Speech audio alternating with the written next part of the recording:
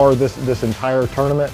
He was one of the first to kind of dial up this weird thing that's going on. We got an offshore bite in February at the Harris chain. Very, very odd situation going on here. A lot of cool action. And then some guys that are close behind him and trying to put up some big bags again today. Tony Demetris starting the day in that number 2 spot. One of the things he talked about is not only is there some big fish in the area, there is a lot more, because when he would bring in fish, he kept reporting that he would see bigger fish following those fish in. So he has a lot of confidence that there is more fish out there, there's more potential, and some big things can happen day 3 and maybe even day 4. Yep. All these guys, look at the background, it's offshore. I mean, you this time of year, you're supposed to be seeing guys back in canals, along shorelines, looking for bedding fish. It's just not been the case this week. Matt Greenblatt, also offshore, fishing offshore patterns in kind of that 7 to 9 to 10 feet of water. It's just been a surprise. We had some sight fish come in the first day with Kobe Krieger and Jamie Horton, but that died very quick, and the offshore game is it's in full swing right now. And up next, tour veteran Glenn Brown had an hour and 45-minute ride this morning all the way to south of Apopka, and you can see now he's finally getting some fishing going. He's been reporting catching a lot of fish. We are definitely going to see some action out of him today, so it's going to be fun and a different look. He's doing something different. It's always nice seeing that guy that makes that long run and has a little different thing going on than the rest of the field. So we're going to be going to him quite a lot today. Yep, Glenn's that kid doing his own thing in the top 5 today. Ronald Young. This guy is my guy to watch today. Okay. He talked about yesterday he lost a teener. He lost one he thinks might have been 13 pounds, said it came up, jumped like a tarpon, spit the hook. He also said his co-angler lost possibly about a 10-pounder right at the boat. So this guy is around a mega potential bag of fish. He put up a great limit yesterday, and I think we could see some fantastic things from him today. Yeah, he looks like he's a little closer to shore, but still not in the stuff looking directly at spawners. These guys are, it's amazing how this has turned into an offshore war here. It almost looks like, I rode around on the lake on Thursday, almost looked more like Kentucky Lake. Guys, we were riding the bank looking for guys on the bank, and they're all out in the middle of the lake. I was like, what's going on out there? Why are they all out in the middle? They're out there just jacking them up. So it's kind of an odd situation. It's going to be fun to get into and kind of dissect why are these fish in February out offshore acting this way.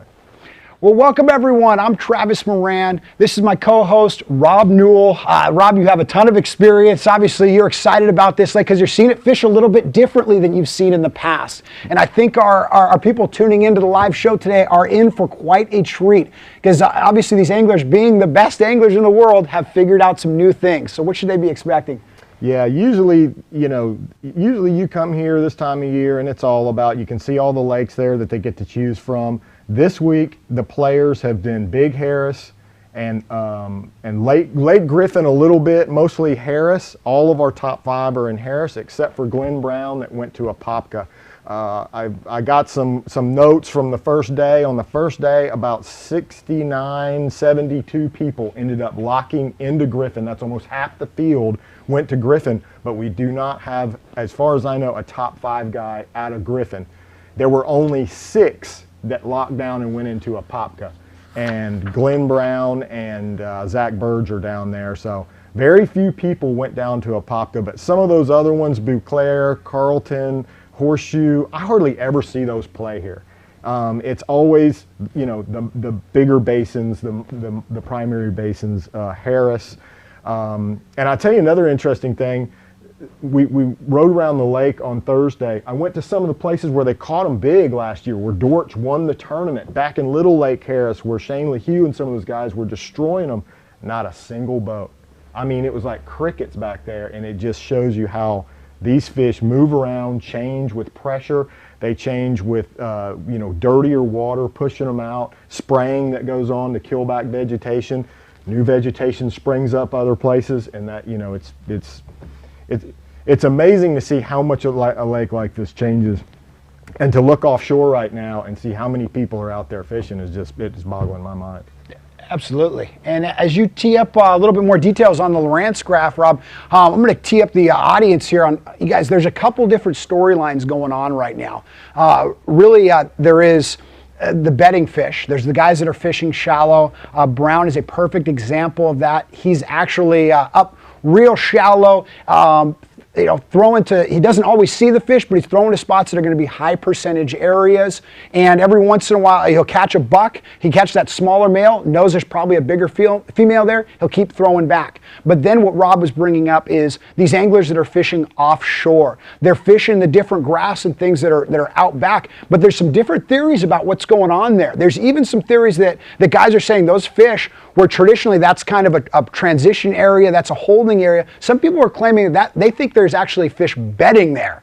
And that's a good theory, because a lot of guys that are reporting catching bigger fish are really dragging things extremely slow. And that lends itself towards that bait is actually coming over a bed, it's staying there long enough, and it's getting these bigger fish to actually commit to it and everything, where the guys that are throwing reaction baits aren't getting some of the success and everything. Yeah, the Griffin and Harris have cleaned up significantly with all the grass, and whenever you get water in the main basins in these lakes that is cleaner, those fish don't have to go into those canals as much. They don't have to get up against the bank as much.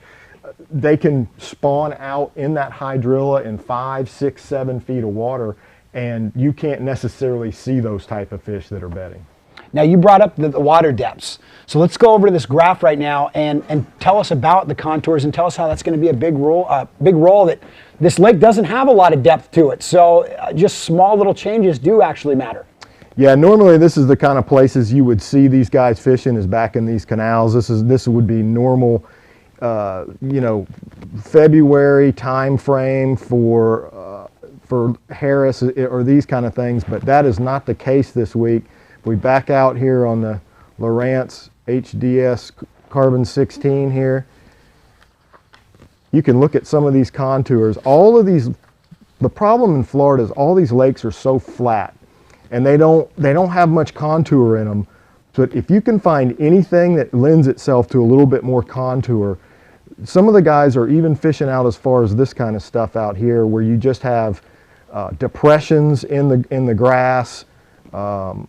And over here towards, if you get over here towards we got a whole set of guys right in here. This is a good example of what I'm talking about. A whole set of guys right here where the Dead River runs into Lake Harris. There's a whole group of the top 30 fishing in this area right here.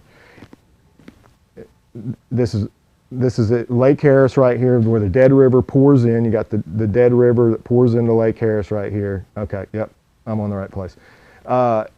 And you can see where I put the boat here, the boat icon. You have humps and stuff out here.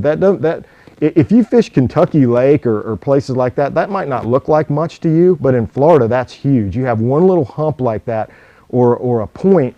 Any of these humps that you see, these are the kind of places that Florida fish get. The smallest amount of rise or depression, it can be either way. But the key point is, whether it's high or low, it defines the way the grass grows. It patterns the grass. You'll have some places that you have a big hole, and it creates a nice long hard edge of grass where it drops from like an edge of like 7 or 8 feet down to 10 or 11. It creates an edge right there. A lot of guys are talking about big clumps of hydrilla out there in that 9 to 10 feet out on these more shoaly flats, where it creates mazes and channels and little lanes and places that they can feed, spawn. I mean, looking at that water out there the other day, it was absolutely gorgeous the way that water looked. It was clean. It was not like the Griffin or the Harris chain that I saw last year. It was a lot dirtier. You could get out there offshore and big heads of hydrilla coming up, clumps or heads coming up out there 9, 10 feet with big clean bare areas around it. I mean, if you're a bass, there's just no reason to leave that to go back in a canal somewhere and hunt a better environment. They got everything they need out there. Absolutely, absolutely. A lot of elements playing key factor in this tournament today. And we've got a great show for you guys. We're going to have live cameras on the top 5 anglers. So you guys are going to get 4 hours of live coverage from these guys that are putting together some big bags. I'm really looking forward to seeing some giant fish be caught today. We're also going to take a look back on our FLW Flashback at John Cox from 2011. Big victory on Red River. You guys are going to want to see that story. And then, Rob, one of our favorite things, our General Tires Roadmap to Victory. You're going to explain what these big keys are. You've kind of touched up, I think, on a few of those, but we're going to get those broken down a little bit. And now we're going to get ready to head out on the water, but first we're going to bring up our top 30. Well, like I said before, we have 30 anglers that are still alive in this tournament, but tomorrow, our 4th and final day, we're going to be cutting that field to only 10 that are going to be trying to ultimately get that #1 spot and win up to $125,000 payday, which is what every single one of these anglers are showing up to this event to try to go for. So let's take a quick look. There's our top 10. We've mentioned the top 5 right there. Chris Johnston. Now actually we have Kurt Dove as 14 pounds. Now this is our unofficial leaderboard that is current right now. So actually we've had some already lead changes. Sometimes that just means some guys caught fish earlier than others because we've got a lot of guys that haven't even caught any. Gagliardi is already way up in there. Jeff Gustafson started the day way down, in the 20s, and now is already up in the top spot as well. So some big names already kind of switching around. Yeah, what's hitting me right there is I know that Kurt Dove and Anthony Gagliardi and Gustafson are fishing kind of in the same offshore area. So that right there tells you their spots this morning are already starting to fire up a little bit. Both Gagliardi and Dove caught some big stringers the first day. That place kind of slowed down yesterday, and it looks like it's starting to fire off a little bit today. And there was a little mention of a shad spawn, and that could be what's going on first thing in the morning. You see these guys get a quick limit. That's some of those guys really could be targeting that, and that's why you're seeing that quick little move on the leaderboard. Brian Thrift, that's one guy I have starred for today. I look to see him squeeze into that top 10 and slowly make his move. Always. Yep, saw Zach Bird's name in there. He's one of the other guys going down to Apopka. But a lot of these names I'm looking at right there, I saw on the water in open water. I mean, it's just I can't get over how the open, just the whole offshore thing has groups of guys all fishing together out there, and they're catching them. I mean, I watched them, some of these guys wail on fish, 14, 15, 16 fish in a row, like one cast after another. So, looking on down there, I saw McCombs out there, McMillan, Matt Reed. It's all offshore type Some stuff. big names to watch for sure, Rob. And you've got me excited about watching live fishing right now. So let's go to the man who was leading the event going into this morning. That's Chris Johnston from Canada.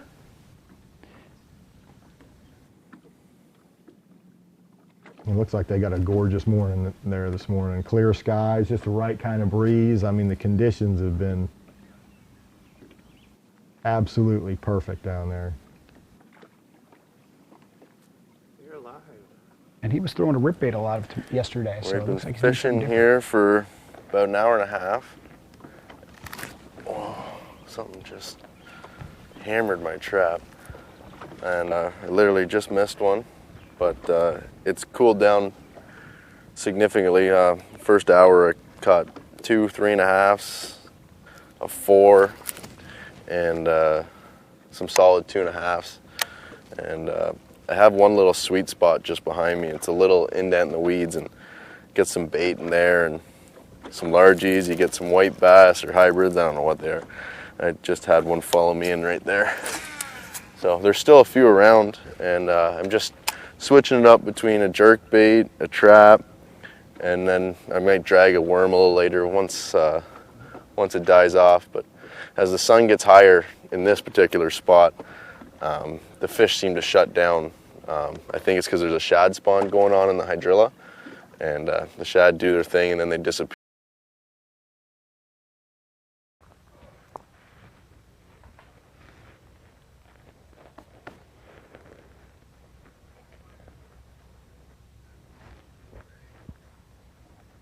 Rob, looks like we're a little frozen up right now on the feed. But luckily we have a recap of this morning. Those fish he was talking about, we have some replays of the action he got into first thing. Oh, that's big. You heard him mention shad spawn. That just sounds crazy to be shad spawn this early, but the water has warmed up so fast on these lakes in the past week. When these guys got here, it was, you know, in the low 60s, and Number 2. now it's into the 70s and even start to approach the 80s. These lakes warm up so fast.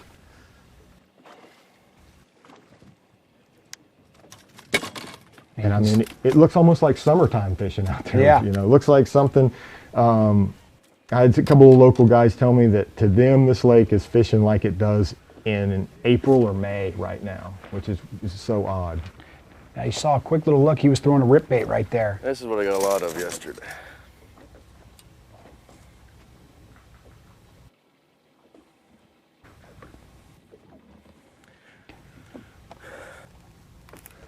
Big one. Giant. That's kind of the way you want to get your day started right there.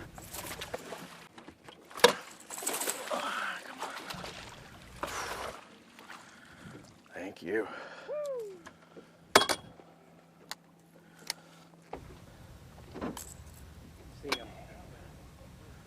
It's a decent one. I'll take 5 of those all day. No kidding. Nothing more reassuring than And it just felt like a little when I set the hook. It was just a dink, and then all of a sudden it started running below the boat and dogging. I thought, I better get the net for this now. And anyways, I fought it, didn't see it, scooped it up, and it was about a 5.5 pounder. And what had actually happened was like a 4-incher hit my jerk bait, and that's what I set the hook on, but then a 5 pounder ate the 4-inch bass and my jerk bait. So I had 2 of them in the net. So you know your day's going right when that happens. So I ended up with 25 pounds. So we're a long way off of that today, but all it takes is 2 good bites. I want to make sure that people heard that at home. Yeah. Yesterday, Chris Johnson catches a fish, a 4-inch bass on the jerkbait, and as he's bringing it in, it dives down and it gets inhaled by a 5.5 pound bass. And he says, that's how you know your day's going right. And what's so interesting about that, Travis, is that is not spawning fish behavior. That is schooling fish behavior. All these guys that are fishing offshore have told me that. To give you an idea of what I'm using, just 1/2-ounce trap. When they just letting catch it sink them, to bottom. There's like a school And of fish just that comes popping with it it. off. You feel it vibrate every once in a while. You hit a weed and snap it out, and they hit it on the fall every time.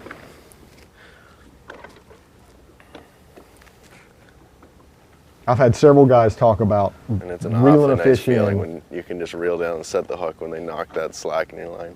There's 2 or 3 fish behind it. That's just, I mean, that's But now that we're live, we probably won't catch any. that's the way it goes. The jinx of live.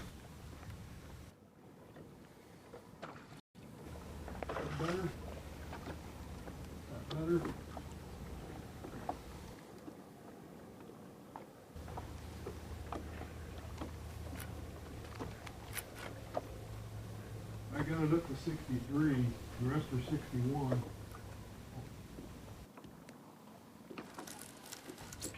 This type of bite he's got here just seems like such a, almost like a post-spawn. If you want to see these guys scratch their head, ask any one of them, are these pre-spawn fish or post-spawn fish? And they're like, I do not know, because every one of them is so fat and healthy. They look like pre-spawn fish. I mean, you know, why are they out there if the conditions are so perfect for spawning? And you know, and then there's another contingent that'll tell you that these fish spawned months ago, back in December, January. They've already moved out. They've healed up. They're done. It's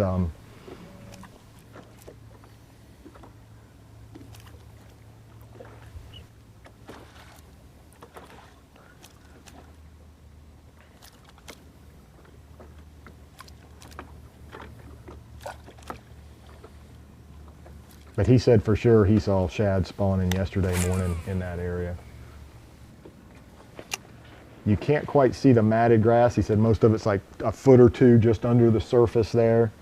And he's got a clean edge along there. All that he's fishing in there is 8 to 10, 9 to 11. Now, Chris really having two different approaches right here. He was leaning real heavy on that jerk bait yesterday, and then he talked about making a quick change. But with that jerk bait, you're really fishing that horizontal presentation, right? With those pauses, hopefully you're going to get a fish to come up and hit it. But then when he switched yesterday, went to a lipless for a bit, you saw how he's working that. A lot of times people use a lipless as a horizontal presentation, cast, reel it in, but he's just hopping it along the bottom. He's talking about he's getting it on the fall. He lifts it up, feels that, makes sure it's vibrating. I'm sure he's trying to maybe pull it off some vegetation and stuff, and then when it falls back down, he says you're getting that knock, that fish just inhaling it. You're feeling it all the way through the line. And we're gonna watch him just keep switching up. He makes a few casts with one, puts it down, makes a few casts with the other one.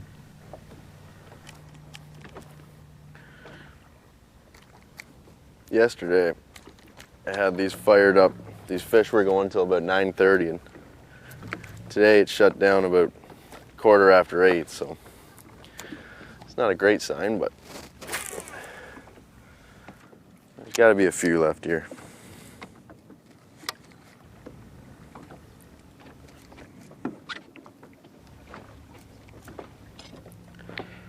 Adapting and making these subtle little changes is what all these anglers are trying to do right now.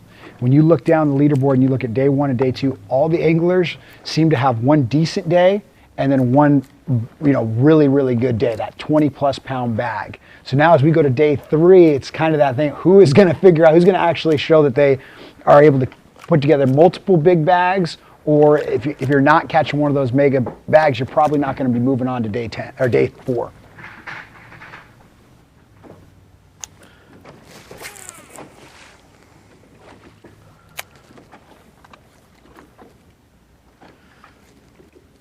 Now, are we still live? Yeah, they're just watching you fish. You're good.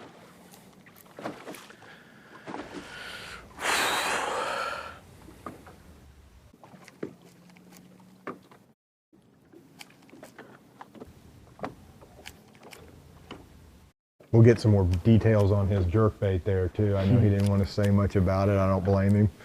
He did feel like it was a key. It's obviously something that, gets down there, suspends a little bit.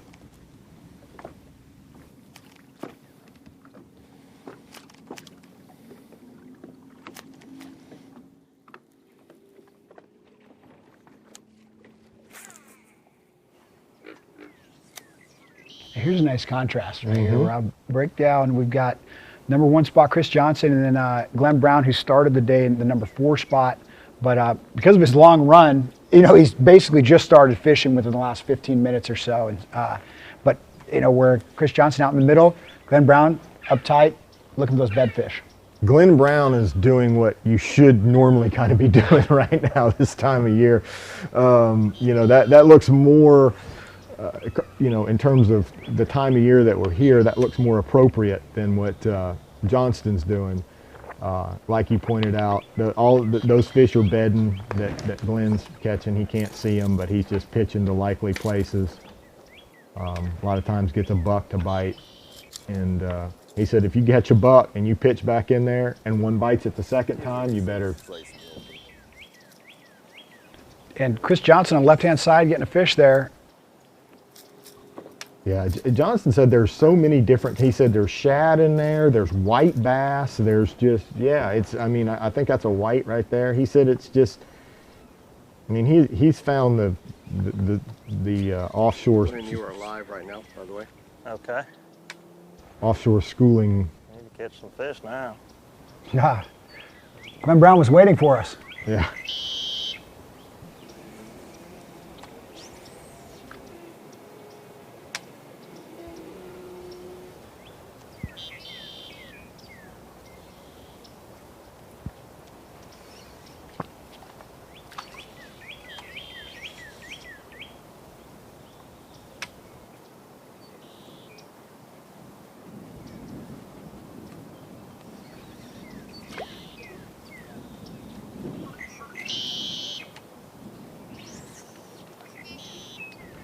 The thing about Glenn Brown's area is that he has this all to himself. Why you chose this style of fishing for today? I'm down here. I'm flipping, and this is kind of my thing. I've grown up around Florida and flipped all my life, and you know, the reason I'm flipping this stuff is what you've got is you've got a bunch of fish that are in here spawning, and I'm kind of picking out the little places in between the grass and the arrowheads and the reeds that look like little round areas. You just kind of got to visualize and look in there and kind of put your bait in places you think that a fish might be spawning. And it's just a technique. You got to really slow down. You got to be precise and make pinpoint flips and pitches in there, and then you just got to fish it through those areas real slow. And you know, they bite generally quicker than if you were actually sight fishing, because you don't see them, they don't see you. But you still just got to fish slow.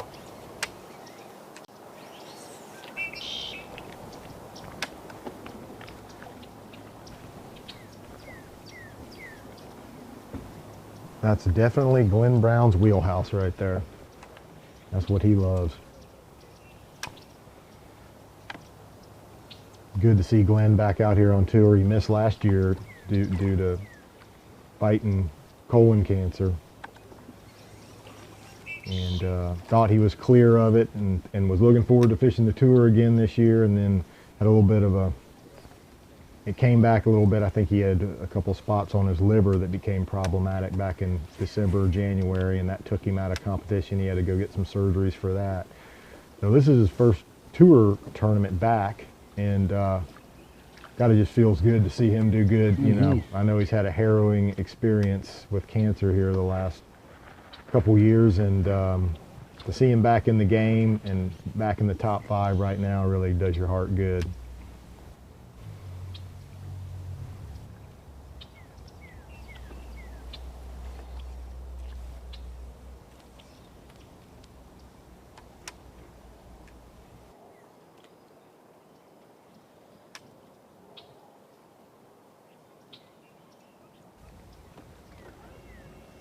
Now, another thing here too is, you know, Chris Johnson on fish right away, put together a limit real fast. We saw those highlights. The sun was still real low right there, and that was early morning. Glenn Brown not even getting to a spot until I would imagine Chris Johnson had a limit before Brown even got to Apopka. But the other thing with this bed fishing stuff, a lot of times it's a little bit later in the day. You know, as that sun comes up, more fish begin to move up, but also you can see better. You're just, everything kind of starts clicking a little bit later, late morning through the afternoon. So we have 2 real different techniques, because Johnston mentioned that his bite kind of dies down a little bit later on in the day. So you may see some shuffling through the leaderboard. These guys that are going for different types of fish, different staging fish, are going to be making their moves at different periods in the day. Yeah, Johnson said if it wasn't for that spot in the morning, in the afternoon, he really doesn't know what to do. You know, he's just kind of scrambled in the afternoons.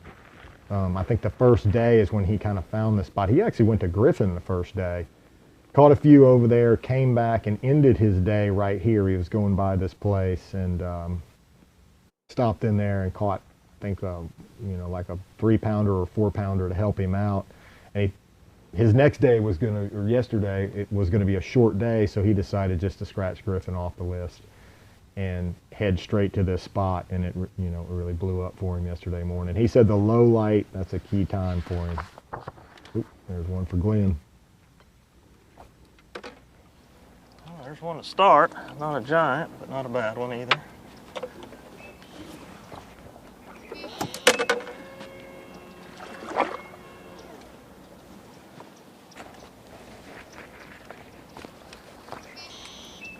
He wasn't coming off.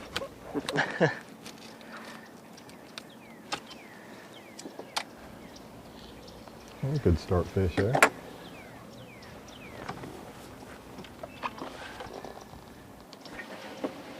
We'll put him over on the little side for now.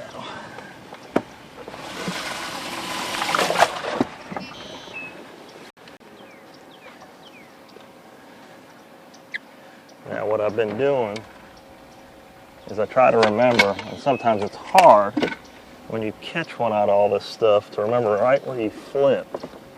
Because there's been several times I've flipped back in the same spot, and I think that's the buck, and you'll flip back and catch the female. I did it, I caught a 9-pounder on the first day on a flip after I caught one, and I caught a 4 2/5 yesterday. So, you know, it's not bad when you stop and actually take a minute you know, re-rig, get your stuff ready, and go back and flip right in that same hole, because you sometimes will get a bite. It lets that fish settle back down after you just jerked her boyfriend out of there.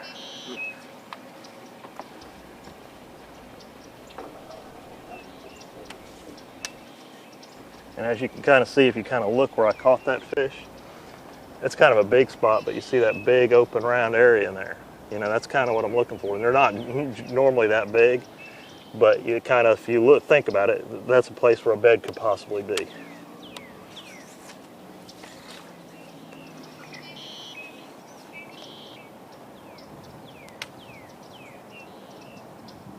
And the bottom is hard. It's not mucky, it's clean.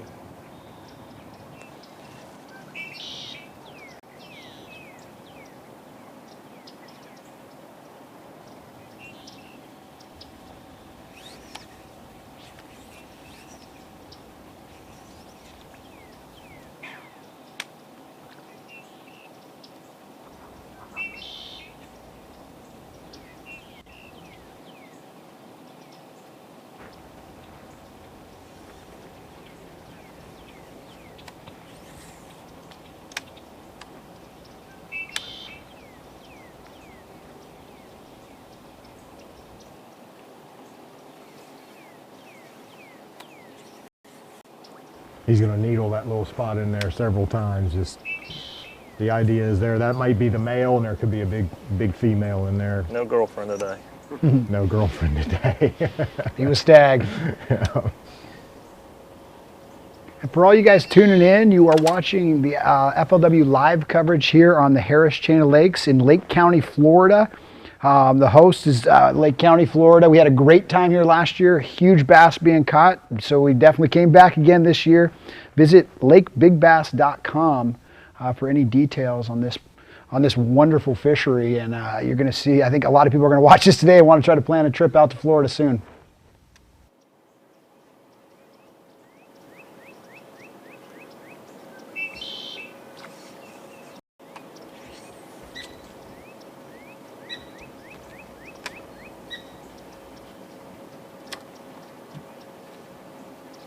You can see occasionally Glenn even does the actual true old style flipping. A lot of people ask, well, what's the difference in flipping and pitching? And the pitching is when you engage the reel and pitch it out there and let it free spool. But the actual true flipping, the old school flipping, is when you see him pull his line, draw it, you know, keep the spool closed, never engage, you know, push your button on it. And you control your line length with your pulling the. These days with so many good reels on the market and the improvements in technology, most people just straight pitch, but every now and then when you're an old schooler like Glenn, there's still some time to, especially big tall lanky guys like Glenn, they have a long reach, they can pull that line way out. And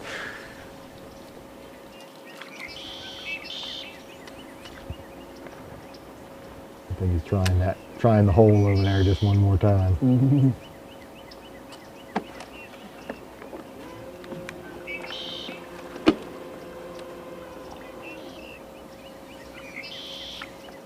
That's a good sign for him to catch one so fast. What you're so concerned about in that situation with what he's doing is any change. Could they be leaving? Is it getting too warm? You know, and to catch one right off the bat like that is a settling, you know, a real settling thing for him. It lets him know they're still there. There's still, you know, some bedding, some garden going on.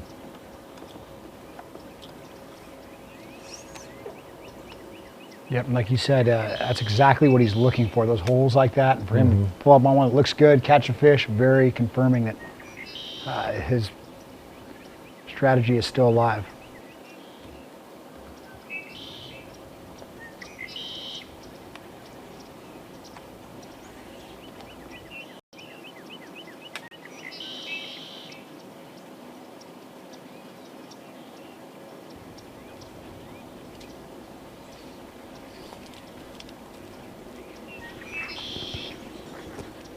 Rob, we got a lot of people tuned in right now for their Saturday morning to watch a little fishing.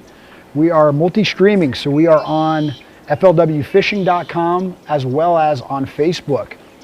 So for anyone who's on Facebook, feel free to comment, ask any questions. We're going to be watching in there every once in a while and seeing what the topics are and bring that up on the live show and debate it a little bit. Rob, one of the things I'm seeing right off the bat too, we got a lot of Canadians watching today, and I guess that reason might be because of Chris Johnson being out of Canada and representing them well with that #1 spot and really catching some fish very early. So for all you Canadians, Chris is off to a great start right now.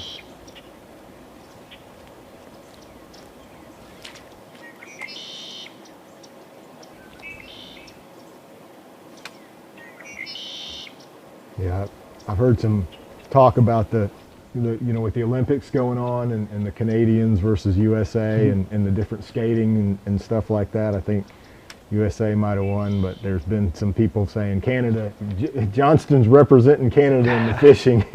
He's going to bring home the trophy.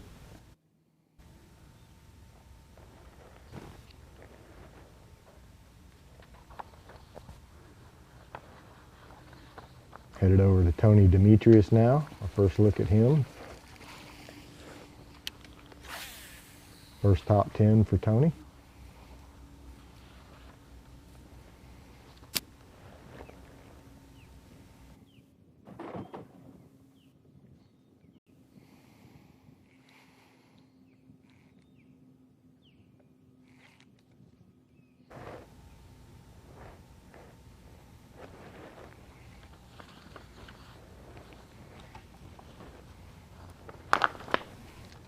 I think we're having a little audio difficulty here with Tony, but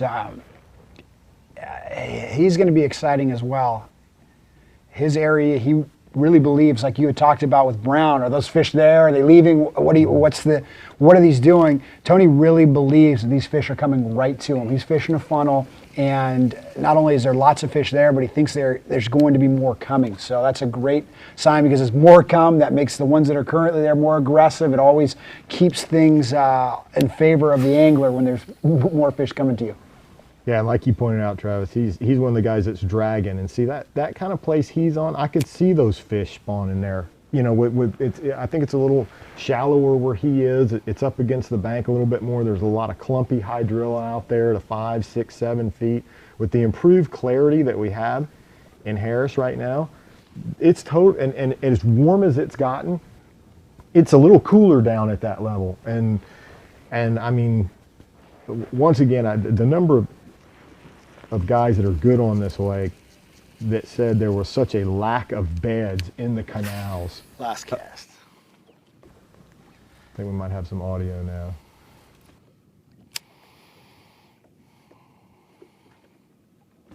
Those fish don't have to go in those canals if the environment's suitable out there on a place like he's fishing. So it's a lot of scattered, clumpy hydrilla, hard bottom. He said a couple times he's gotten shell on his hook, a mussel shell on his lure. That tells you got some, hard bottom shell. And that's what Florida bass love to spawn on, is that kind of thing.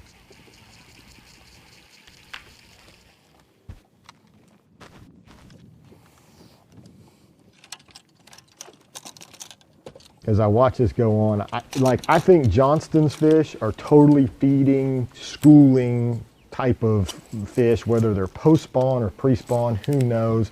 But those fish are out there eating. I don't think like where Johnston is. He's out there deeper. In If you want to water or anything, they're right in the cooler. 9 to 10 feet. No worries. Demetrius up a little shallower.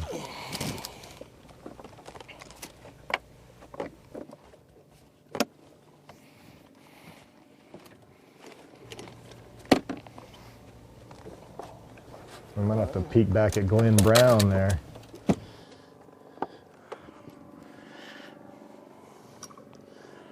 Better put that away.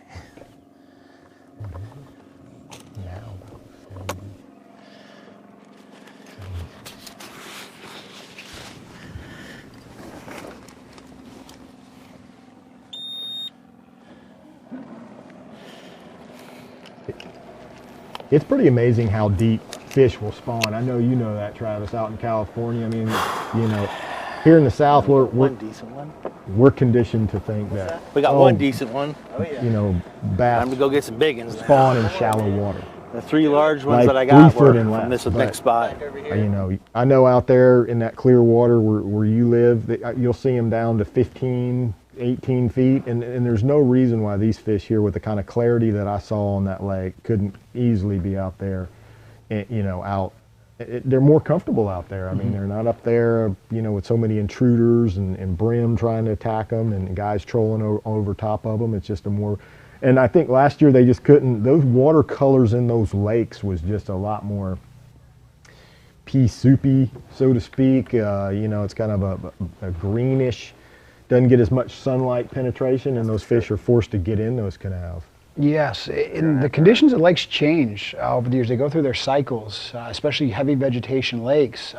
Those plant life that grows, and it starves the nutrients in the soil and everything. So one year you have an area that's got a lot of vegetation, then the next year it starts kind of choking itself out. There's too much, and then it dies off. And so when vegetation's dying, it's pulling oxygen from the water, and so these places, they just go through cycles. And then you throw in the human element of spraying for weeds, and the recreation boaters don't really want a lot of weeds around their docks, and they start spraying and trying to kill it, and that adds another element into it. And so you just get different areas that become productive at different years, and you kind of follow that cycle around. And these anglers have now figured out that there's something going on now out in the middle, and not as much, like you said, in the canals.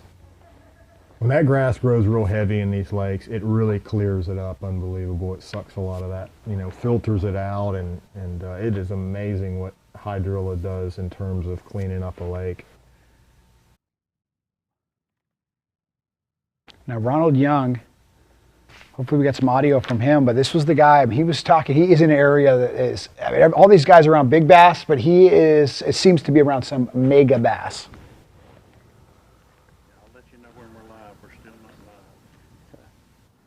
What do you want me to say? Talk about the area. Okay. Talk about that fish you just caught. You just hold up. Don't get nervous, just be yourself. Like you're talking to me. Yeah, I think Young is kind of over there in that area where the Dead River is. And I was corrected earlier. I said the Dead River flows into Harris. It actually flows out of Harris into Eustis. That's kind of the direction of the flow this whole system goes.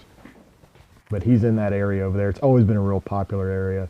Whether that flow is in or out, it keeps a lot of that sand and those sand bars and humps over there clean.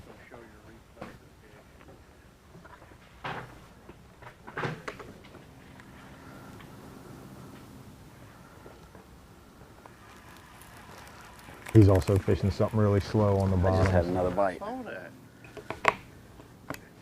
Right. Now that you're pulling them out the water. Yeah, I'm around them.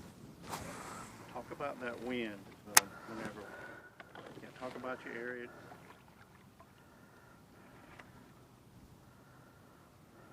Yeah, go ahead. You can talk. Yeah, it's a good thing that wind has actually started. I'm liking this. I think it's going to be a lot better. The fish are not going to be able to see me as good. They're not going to be able to. They're not going to be afraid to venture out instead of hiding under the grass. But that fish, clearly it was pre-spawn. It's feeding, and those big ones are laying right out here with them. And I caught that fish right here where I hooked 2 big ones yesterday, those 2 7s. So, and lost that giant. So that's a good sign. And with a breeze like this, it gives me a chance to actually coast down on my line. The wind's coming from the perfect direction. And I'm able to fish it the way I want to. If If I want to, I can slow down a little bit, but this is perfect. That's why I opted to stay here today.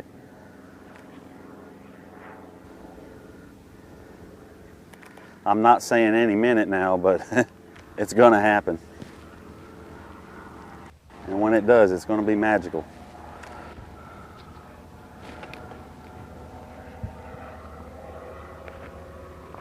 That gets me fired up, Rob.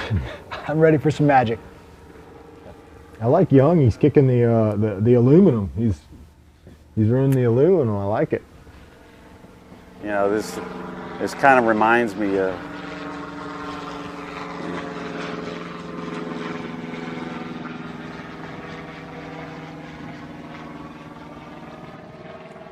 fishing with my dad when I was younger. I'd be sitting in the back of the boat and he'd be running it, and I was his co-angler for the longest time, and buddy, friend. And I wish he was here now. He's back in San Antonio, couldn't make the trip. He's not feeling really good. But hey, my dad's the real deal, boy. He took me fishing every chance he could get. And I always tried to beat him. That was hard to do, but then I started getting up on him, and I know he's excited. I know my whole family's excited about me being here. I know my wife is really excited. She couldn't stop crying last night.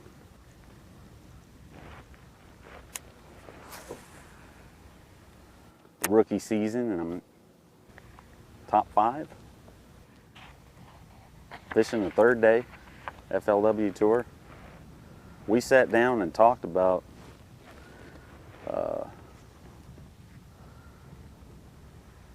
I had hurt my back, and I had some surgery on my groin. I had a bad hernia, and from doing the work that I did, and my wife, we just kind of sat down and talked, and she says, "Why don't you sign up for the FLW?" And I started fishing BFLs, and I liked that, and I went into the Costa.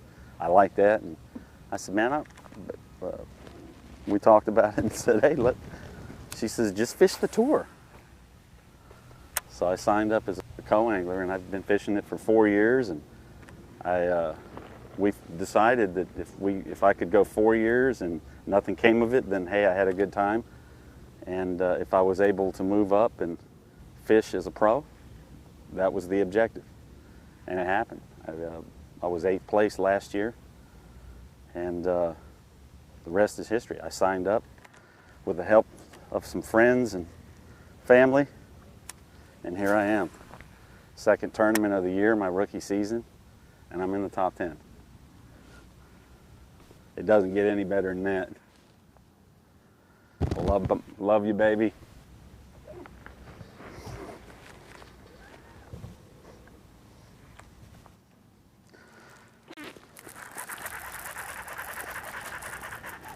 Oh, look at that peanut. Here we go. This is, okay, guys, this is probably the smallest one I've caught all week.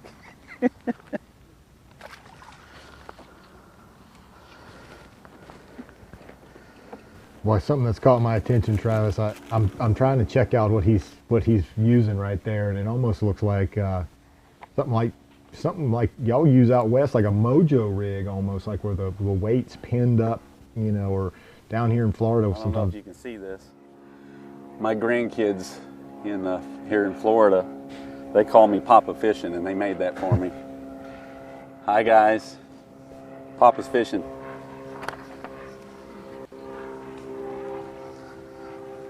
Ron just having a good time out there today. Yeah. Very loose. A great story about how he got here. That's what this tour is all about. Is you know, these guys have gone through a lot just to actually compete, and then to be doing well. It's definitely a dream come true. I tell you, I'm really intrigued. I did not talk to Ron last night, but I know that area he's fishing in was jammed with boats the first day of the tournament. We went over there to that shoreline, and it was a lot of guys fishing Here we go. Oh, I think you saw that one load up. Yes, you did. It's not a giant. Let's see if we can get a I told look you at they'd this start there. biting though. You did. Look at that thing peeing. I can't see what I he's think that, I think that weight That's is number pinned, 4. You know, on the line, like almost. Working up the ladder here, guys. That's pretty interesting. We'll certainly get to the bottom of that. Yeah, we might try to get a closer look. The cameraman zoom in a little bit later and see what he's actually got set up. Because you can see he's just crawling that thing along the bottom. He's Yeah. just lifting that rod up, lifting Yeah. it up. And I mean, he's kind of the survivor out of that area. Well, as many boats that started out over there.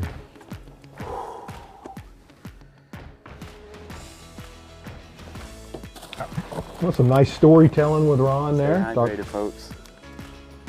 All right, it is time to take a quick break. Rob, we're going to be back with lots more FLW live coverage here on the Harris Chain presented by Lowrance. And we're going to leave you with another one of his catches from earlier. Let's start.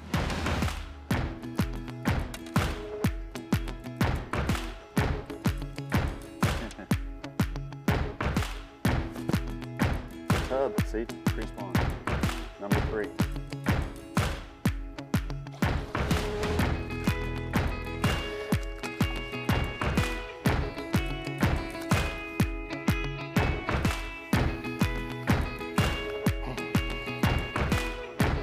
Okay.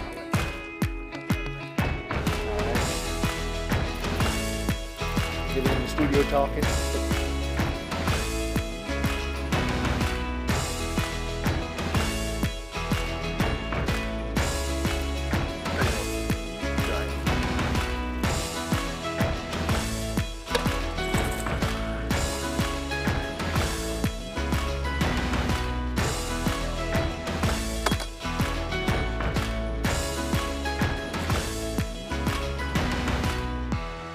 Decent one. Take 5 of those all day.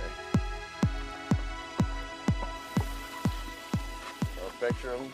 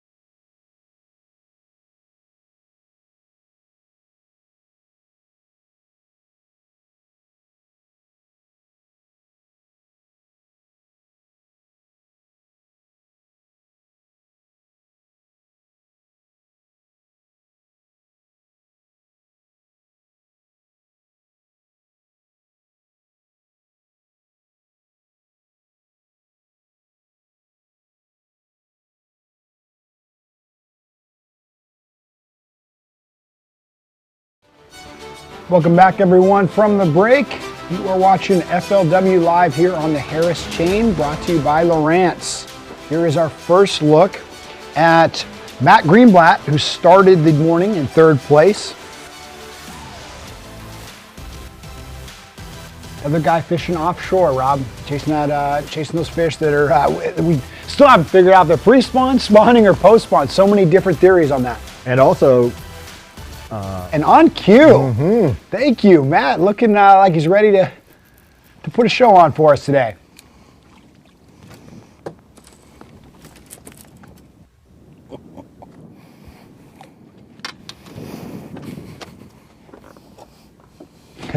Laughing to himself. No, he's got to measure the thing. Doesn't want to throw something back that might keep, but that is not what he's looking for.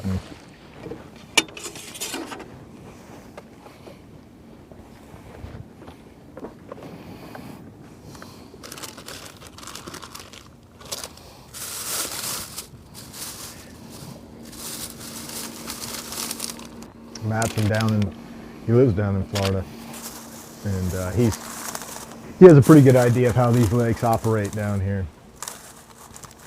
He said that offshore space. He said actually his place there is much more of an afternoon place. He said they really get to eating in the afternoon.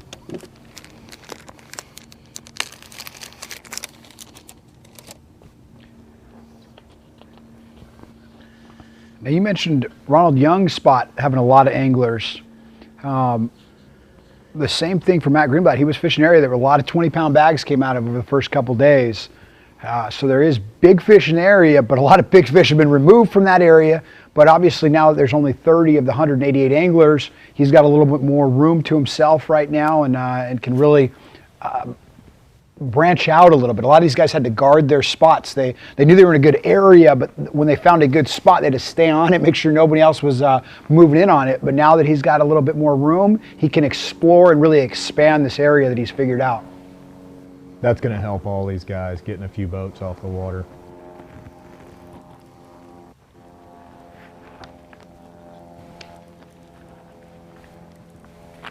Can you tell us about your day so far? Well, it started off a little slow. I haven't had a really great morning bite, so I took a gamble on a out of the way spot and got one about 3.25, and one that goes about maybe 1.75 pounds. We have a total of 3 now, but my bite gets better as the day goes along. So fingers crossed and keep firing. And hello to everybody out there, all the crazies watching who have the same sickness as I do. Get up early and do this all day and love the heck out of it. And we're just gonna keep firing.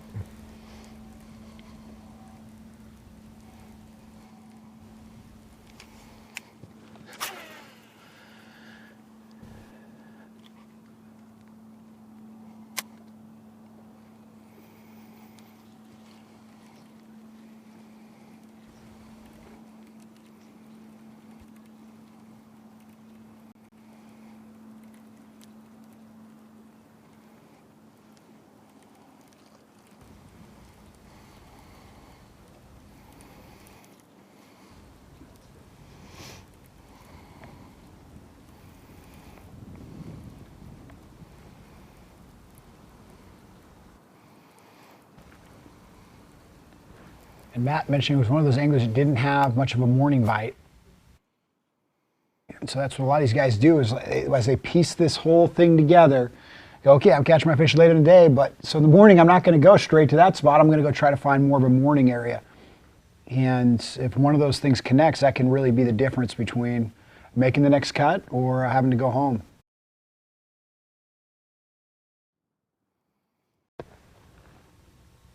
I didn't see exactly what he rigged up there after he caught that little one, but just the way he's fishing there, I'm going to guess it looks like some kind of swimming worm or paddle tail worm. Casting it out, letting it go to the bottom, and just reeling it through the clumps down there.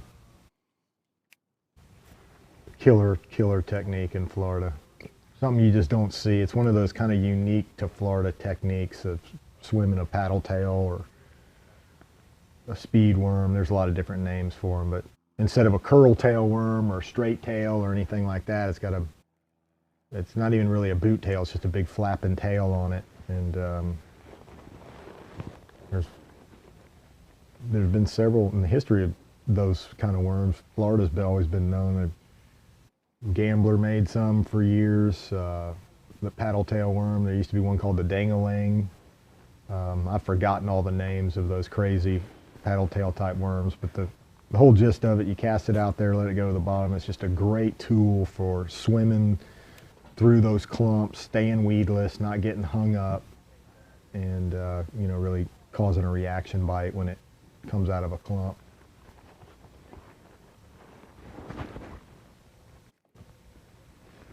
It's like an offshore war. It's just amazing. And split screen here again with Chris Johnston on the left-hand side. We've got Chris unofficially with 17 pounds today. Good start. One of about 5 anglers that actually has a limit out of our 30 angler field right now.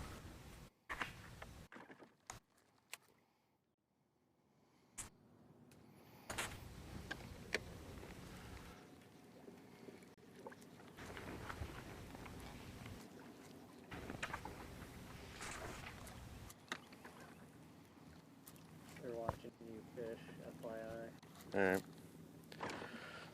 I just saw some white bass coming up busting in 2 different spots. And usually when that happens, you get some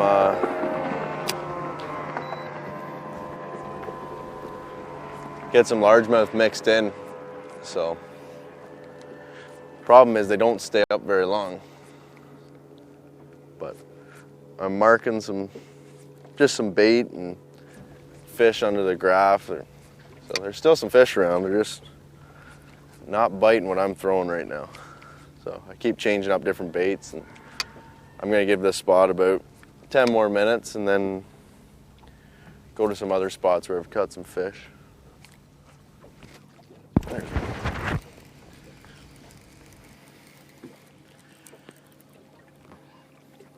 There was 1 or 2 with it. It's not a giant. Yeah, sure enough, it's a white bass. I saw busting, so.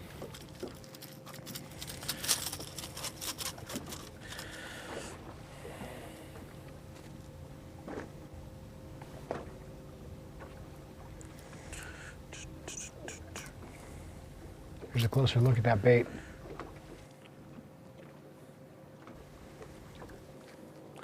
I haven't hit my good spot, my like little sweet spot in about half hour, 45 minutes. So I'm just gonna do one little pass down it, throw 2 or 3 different baits in it for 10 minutes, and then we're gonna move on.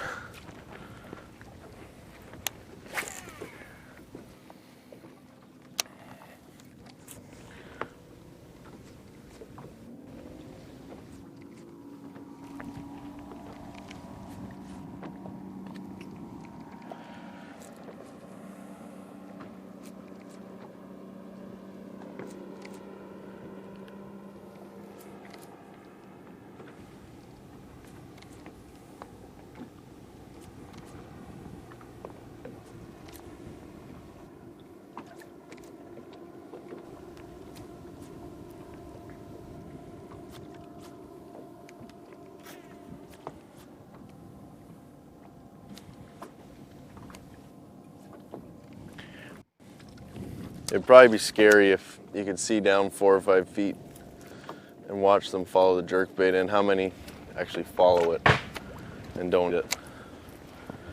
Yesterday I saw 2 or 3 big ones following, like 1.5-pounders that I had on, so they're down there. They're a little bit smarter.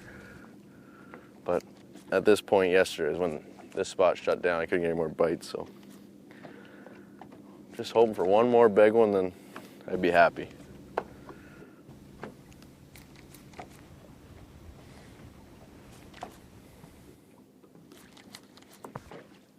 Just with this jerkbait, I change up the retrieve quite a bit, and these fish are really aggressive. It's not like when you're throwing a jerkbait in the winter, you gotta let it sit for a while. these things are chasing bait, so they want something moving.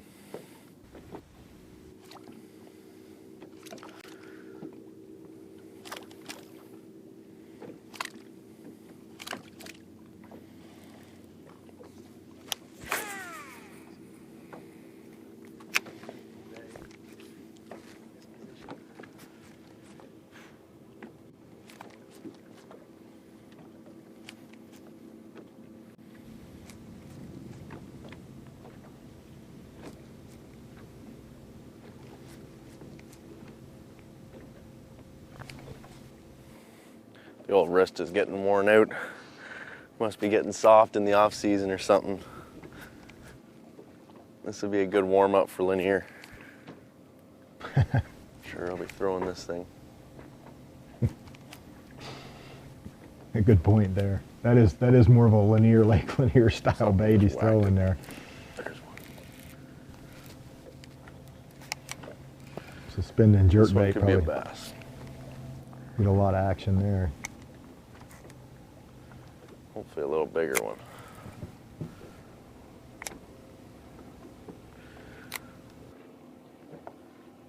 No, big white bass.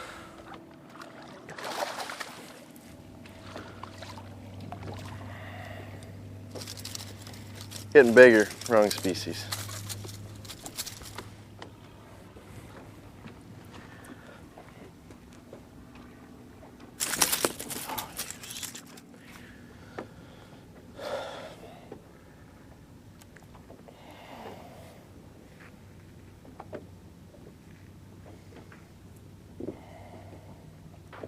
It's just interesting that most of these guys are offshore, but even though they're offshore, they're fishing different phases of just not necessarily the spawn. I mean, what Johnson's doing there, I just straight up call that just schooling. It's just, I mean, all the mix of fish in there, all the, of the white bass and the shad that he told me about, and the way the fish are chasing the lures and following the jerk bait every time he reels in. I just,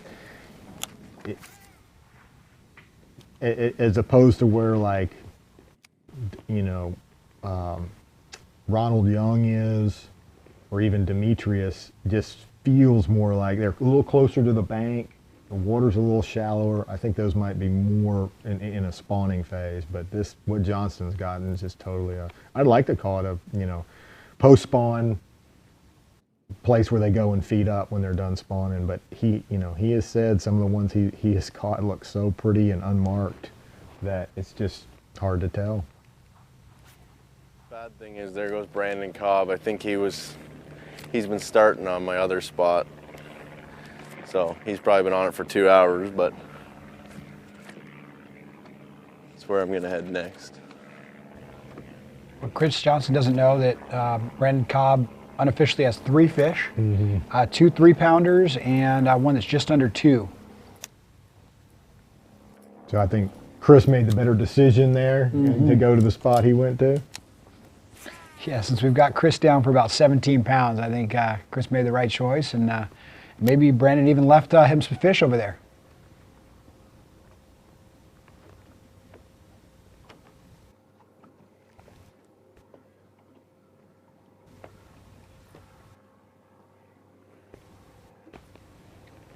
But I'm glad he mentioned something like that, because that is something that always plays in these anglers' minds, is the decisions they've got to make, right? He's got a couple different places. There's morning bites, afternoon bites, late afternoon bites, and what order do you go run those spots in?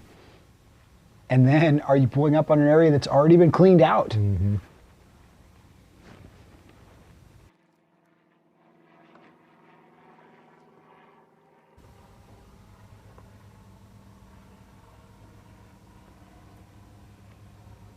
That's the other bait, Johnson. I think he switched there. You can see more of the vertical motion for working that bait.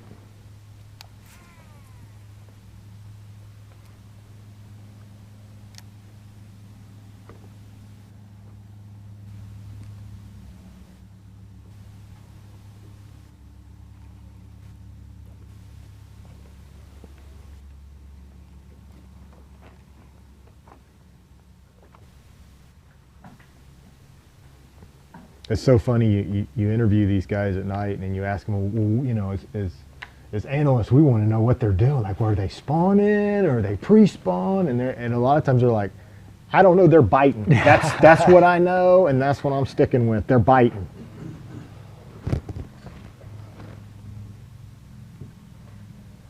That was kind of what Greenblatt said last night. He said, I don't know what to tell you on that. He said, I've caught a couple that had bloody tails. Most of them have been beautiful, white, pure, clean fish that don't look like they spawned at all. They're feeding, they're chasing. I don't know whether they're pre-spawn, spawn, or what. All I know is they bite, and that's the kind I like.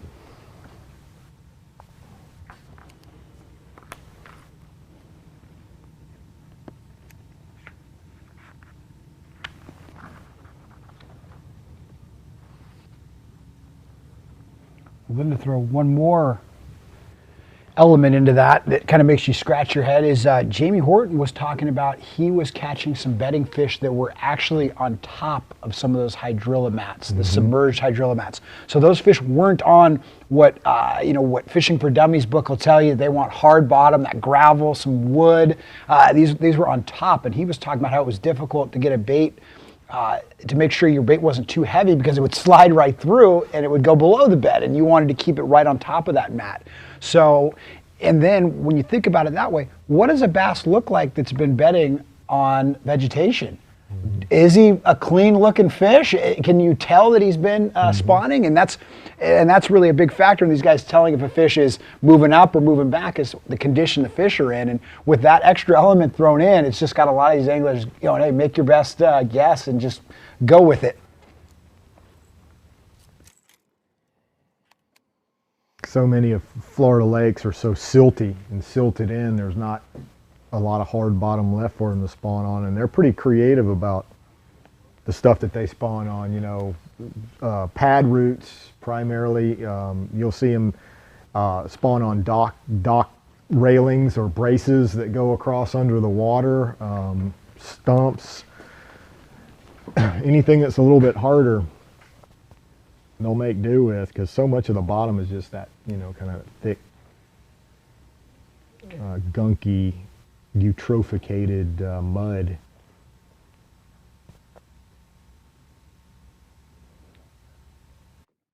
Now, like you're saying, Rob, every one of these lakes has different elements that these fishermen have to adapt to. And just like every single tournament, there are certain keys that they got to focus us into. So that's why it is time for Rob Newell's General Tire's Roadmap to Victory. Let's break down the keys here. All right, yeah, stay flexible in your area. These guys are fishing big areas, and it's easy if you get one cast that's working for you or one bait it's working for you to get too locked in on that. You've already heard Johnson talk about moving around a little bit. You see him switching baits. You want to bounce in your area. These are big general areas these guys are in. Half-mile stretches, 3/4-mile stretches that have these little features in them. So keep moving around, especially with some of the field eliminated. They can spread out more. Stay flexible, move around. Attention to the little clues. This time of year is just so, you just heard Chris Johnson talking about, I just saw some white bass come up. That's a huge clue to him. Some of these guys have been talking about shad spawn, and the way shad spawn is sometimes you'll just see a little dimpling on the water. It's a real thing, hard to detect, especially in breeze. Little tiny clues. You saw Glenn Brown focusing on the just the little smaller openings in the when he's flipping. And this time of year, any tiny little thing can clue you out. Seagulls, fish feeding.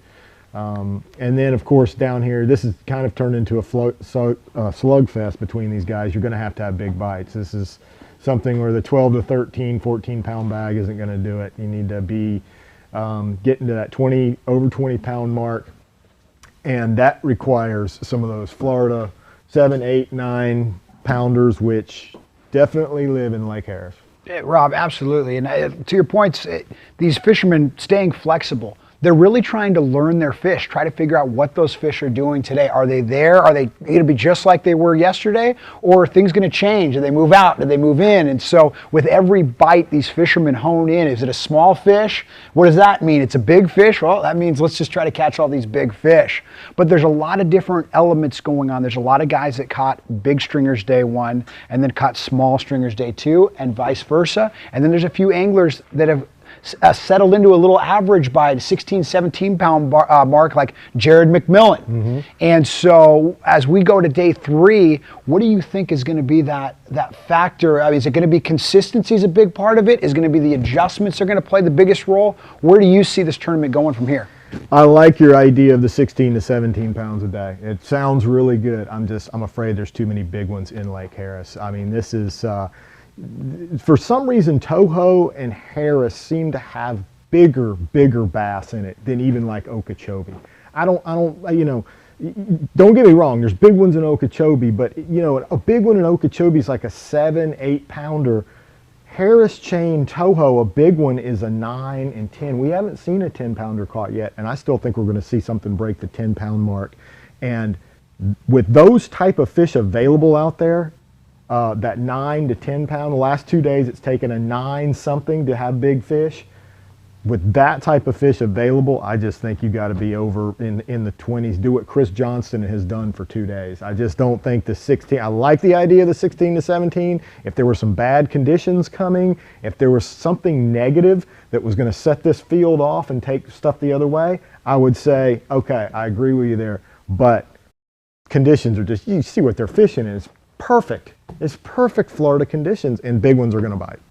Absolutely, and a guy that's certainly searching, he's certainly looking physically for a 10 pounder is Glenn Brown here on the south side of Apopka.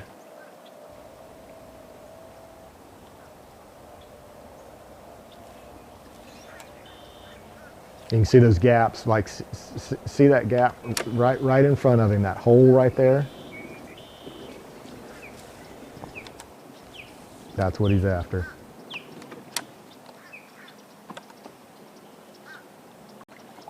You're live again, Glenn. Okay. Well, a lot of these guys are talking about they don't know if they're catching spawning, pre-spawn. Catch one now. We know what his are. Yeah, Glenn is definitely looking for spawning bass, and when he catches the male, then he looks for the female. Look at that clearing back there behind that Kissimmee grass. Oh, that's good stuff. I understand some of these lakes have been a little higher this year, and it creates a little bit more of that. And see, Apopka, so you might ask, well, why are the fish not in that stuff at Griffin and Harris? And I just fundamentally believe it is the water clarity. Apopka is still dirty. A lot of guys got totally turned off by it. They turned and went the other way when they went down there and took a look at that watercolor. So those fish can't spawn offshore. And I don't think Apopka either has the vegetation base offshore that Harris has right now in terms of cleaning up water and creating those gaps and clean areas. So if these fish are going to spawn, this is the stuff they have to come to.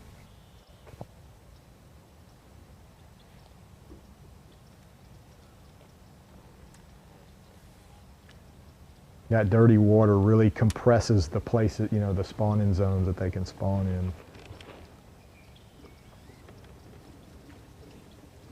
in. Brown talked about earlier what he was looking for.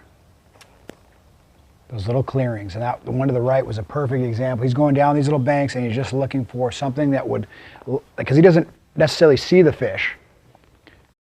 And this is a good example from earlier as well. Oh.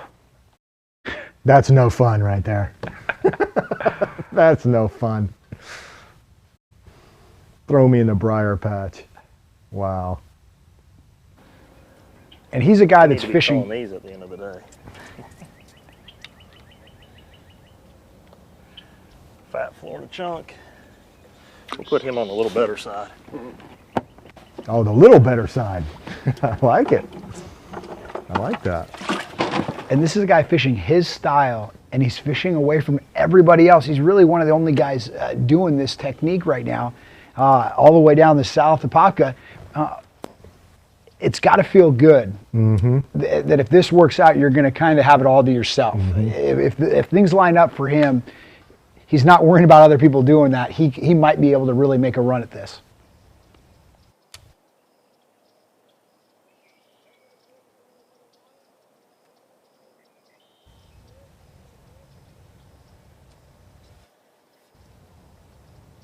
And catching a nice healthy fish like that one we just saw, that's also a very good sign for the day. That these fish are still here. It's just about slowing down, methodically picking apart like he's been doing, and slowly make those upgrades. And you just see how smooth he is. He never, you know what I mean? He never gets hung up in a reed or snap. I mean, it's so smooth and just quiet. Talk And to us about the fish you have in the boat right now and what you think you're going to need to hold on to the space. Right now I got 3 fish in the boat. One pretty decent one, and one real small one, one kind of in between. I'm shooting for another 20 pounds. I think it's very doable. It seemed like I hit a little stretch yesterday in between like 10 and noon 30, and it just got pretty dumb. So I'm expecting maybe to see something kind of turn on here. Get wrapped up in that one.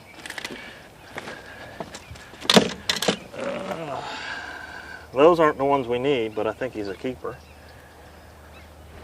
Rob, that fish has no idea what But just I'm happened. expecting to kind of see something turn on and click off, maybe here anytime now, where it just kind of, they just get fired up. That's kind of typical with spawning fish, even if you're sight fishing.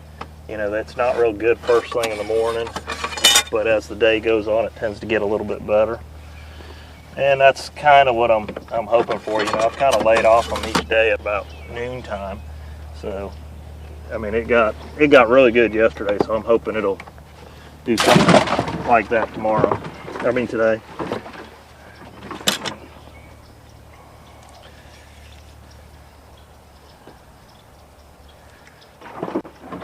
now if he pitches right back in there where that little one just came from and gets bit again, he said when that happens, that's when you wipe your brow before you, on that second pitch after you've caught the buck. If you pitch in there and it thumps and swims off, that's where you kind of... You always follow up where you caught a little one like that, because that's the buck. And I've caught many fish this week. My biggest fish, when you catch one like that, after you put them in live oil, coal, and whatnot, flip right back in that same spot. And I've caught some 5-pounders, I caught a 9-pounder. They always follow it right back up. That's one of the great things about power poles now. When you're fishing this kind of stuff, you just hit your power poles and you can stop instead of just drifting on by.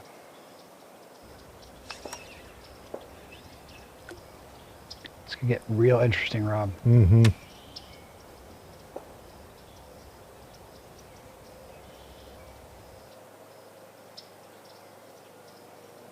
You got those bucks tattling on their girlfriend. That's what's going on. One of these times we're going to do that, and we're going to flip back there and we're going to catch a big one. It will happen today.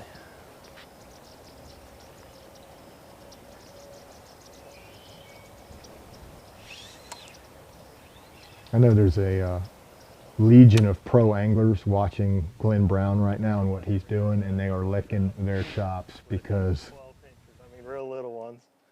Yesterday and today, it took me a little while, then I just start chipping away at them and getting rid of them. So it's been this is kind of the norm. Well, you'd like them to all be 5-pounders, that's not always the case.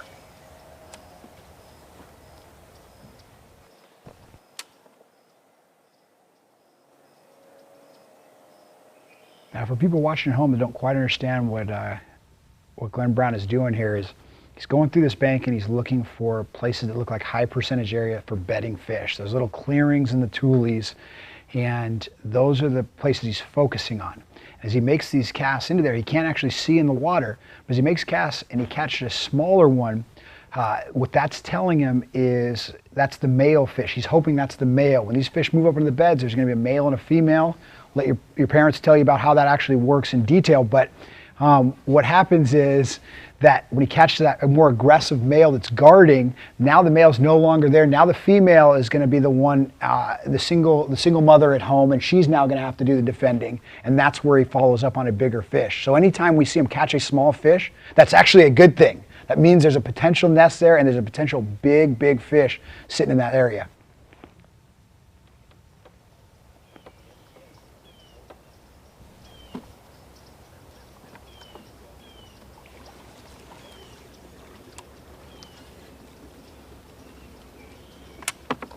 There were several sight fishing guys that went down that way in practice to try and, you know, find some fish on bed down there, but just it didn't really pan out. There's an interesting discussion I've had with some of the pros about water temperature and spawning. You know, we're always taught everywhere we go that in the springtime when the water warms up, the fish move shallow and spawn. Well, Florida's a little bit of a strange exception to that rule in a way, in that you kind of have to wait for the water to cool down and to get in the right, you know, in the 60s, you know, down in that mid 60s levels to spawn in. And when it comes back up above that, I had that discussion with John Cox. It was pretty interesting. He said what we need now, or what he needed being a sight fisherman, was a cool off. He actually wanted a little bit of a cool off period, maybe a little front or something, drop the water temperature 5 to 7 degrees, get it back down there around 65, instead of being, you know, up in the, when I was there the other day, I saw it 78, 79 degrees, and he's like, man, that almost gets to the point where it's a little too warm. And he said he's seen waves come in late in the season. If you get a little late season cold front, it cools things off. You'll get another little push of fish that come in there with that cool off. So pretty interesting stuff that these guys figure out over the years of doing all this. A lot of it has to do with the moon too. We were a little bit between moons, which is not exactly the best situation in Florida. Being on a moon, either a full or a new, it facilitates that spawn a little bit more. But the talk about the water temperature was really interesting, that it can actually get just a little, it can get too warm, gets up there around 80 and they're just not interested anymore. But if it cools off, brings them right back to the bank.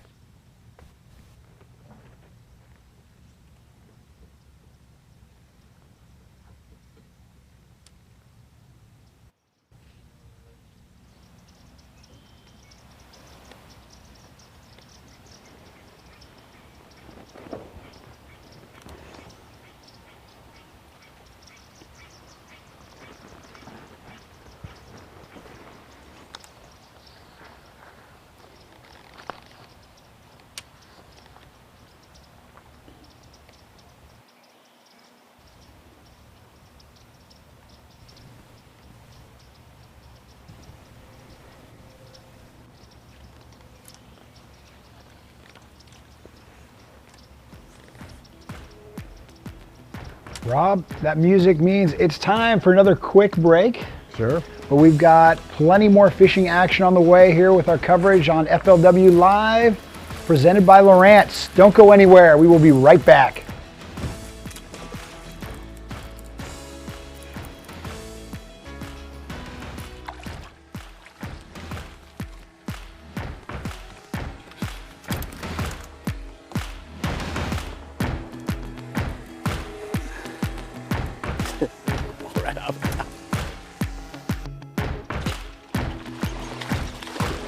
Oh yeah.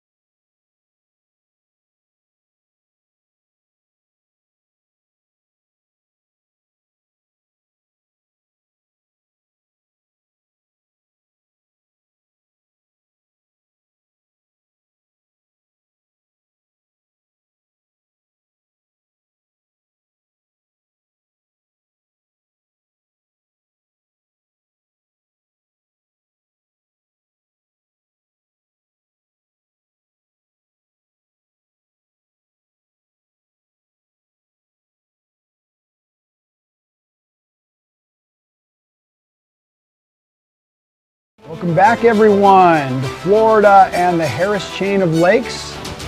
Day 3 of stop number 3 on the FLW Tour. And here is a live look at Ronald Young. It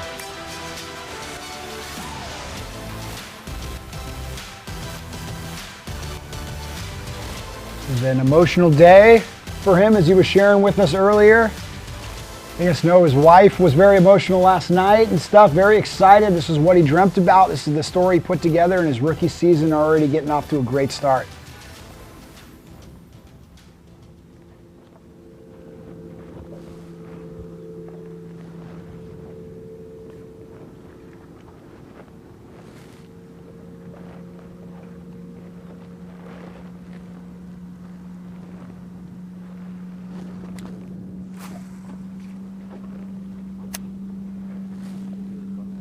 Rob, we're going to leave him real quick to look at our leaderboard. Some little changes, but one guy, the Canadian, has stayed up top so far today with a great limit early in the morning, around 17 pounds unofficially. Kurt Dove working on a decent limit here. Kobe Krieger got his start the first day sight fishing. That's actually how he caught that big bag of fish. Caught 4 really big ones sight fishing, and then another one offshore. So I think he's adjusted since then and is fishing all offshore now. That sight bite really went away for those guys. And now as you look at the this next list, this is 11th through 20th. All these anglers are trying to get in the top 10 spots. Only the top 10 are fishing 4th and final day. So the guys are making a big push, and you've got some names in this next bunch here. Gagliardi, Gustafson, another Canadian, Larry Nixon, Brian Thrift, Brandon Cobb. There's a lot of guys that are chasing these the top 10 that are right now hopefully moving on to tomorrow. Once again, a big majority of these guys are offshore. I get a peek at the map every now and then, and it's just they're all off the bank. A little small shout out to Jarrett McMillan, Ain't who that big. leads the Angler of the Had it Year in the race grass. as of yesterday. And here we are, back to Ronald Young. It's just a little call. Man, I thought I had a pig on, man, for a second. Look at this. Check this out. Eating bluegill. They're gorging on bluegill before they go into spawn. Isn't that cool?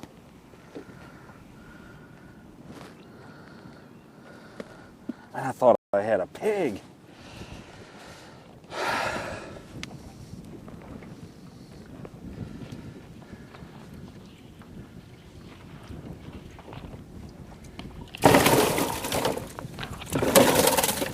You're good, you're good.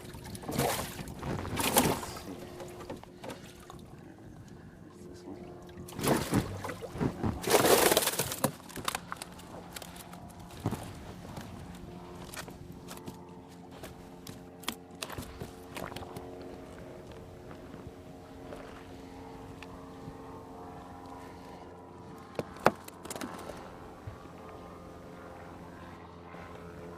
So blue will be on the next one.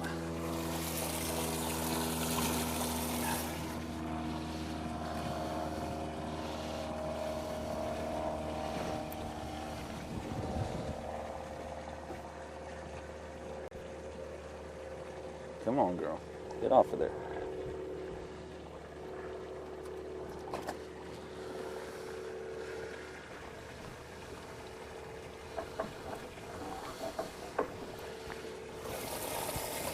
Young's fishing up there in the kind of the north end of Harris, I up there near the Dead River.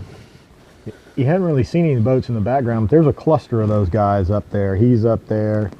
John DeVere, Kurt Dove's in there right now. Greg Bohannon, Kobe Krieger. There's a group of them. They're pretty spread out. It's not quite like we saw at Okeechobee where they're all just crammed in there on top of each other. They got a little bit more room to fish.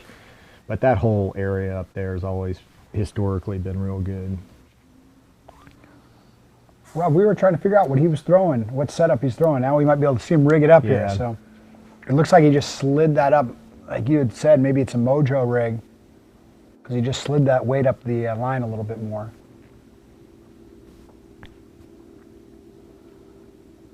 Down here in Florida, we call that the Petey rig. Peter T, one of those things one of his secrets for a long time was take a little weight, almost like your 3/16 or 1/8 ounce, small little weight, peg it up the line there about 12 inches and drag it around real slow. Put some kind of stick bait or a fluke or something on the back of it. That looks like some Zoom packaging. That fish was way down in the grass. Felt like it was a giant, but just the way it hit. It's all right. I'd rather it be like that and not be a giant than to just halfway set the hook and it be a big one.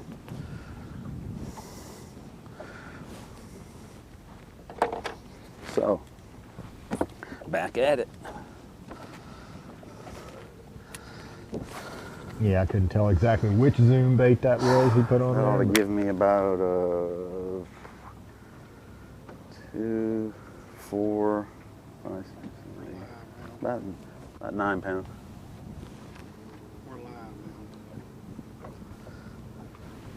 That's about 5 for 9. I thought it was a little more than that, and then when I looked at them real good that time, it's about 9 pounds. A 10-pounder would set me right. I really thought that fish was a giant. When I set the hook, it was buried in the grass, which means they're still digging down in there. I'd like them to come and sit on top of that grass and grab my bait.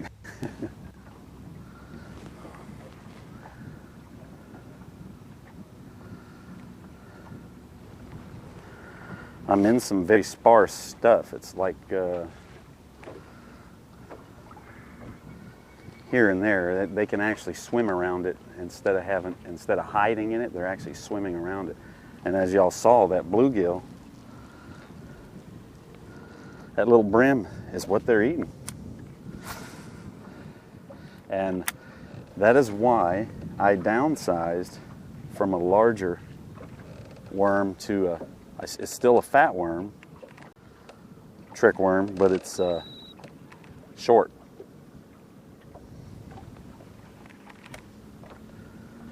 And it's almost the same size as what they're eating. It's got good color. The wind is good. Water's clean.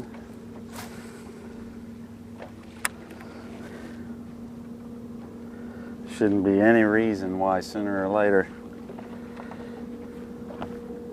the big girls decide to start coming up just like that little guy did. I mean, he hammered it. That wasn't even a 1.5 pounder. Thought he was big.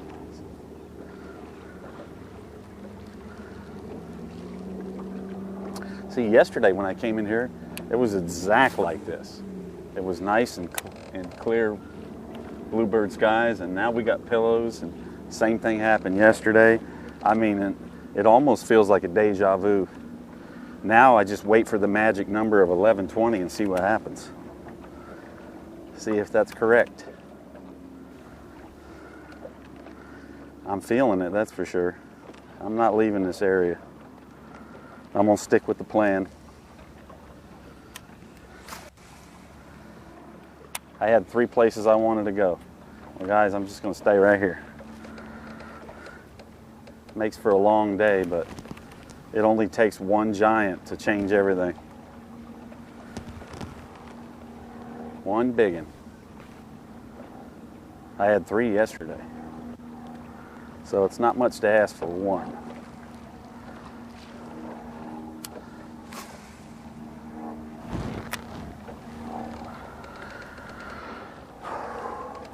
First day I went up to Griffin,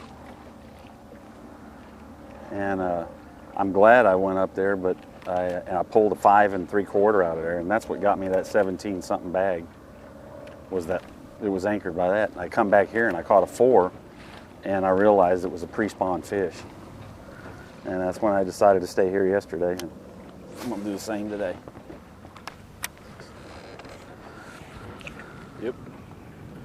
I like pre-spawners. They're hungry.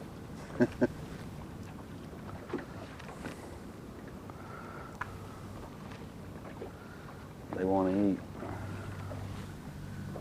Where's my guy at?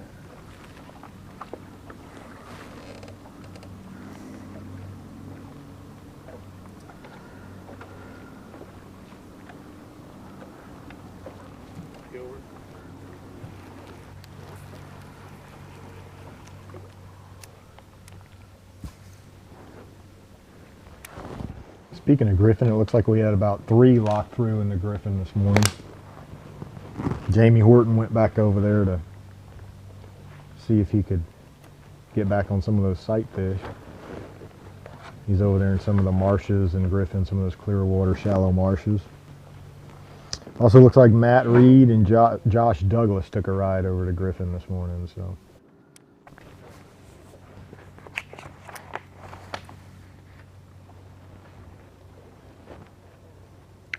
Matt Reed, someone who moved up, he was, I don't have the notes, but he was 120 something place day one, and moved up all the way to make the cut into 27th place for day 3. So looking forward to seeing where he ends up today, because that's momentum, and we'll see if he can propel himself into day 4.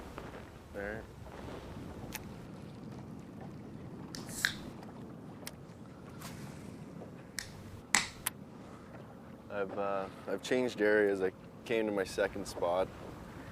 I've got the odd good fish here, but they're few and far in between, so got a decent limit now, and I got the rest of the day to just fish some of these spots where you only get 1 or 2 bites, and hopefully it's one of those big ones.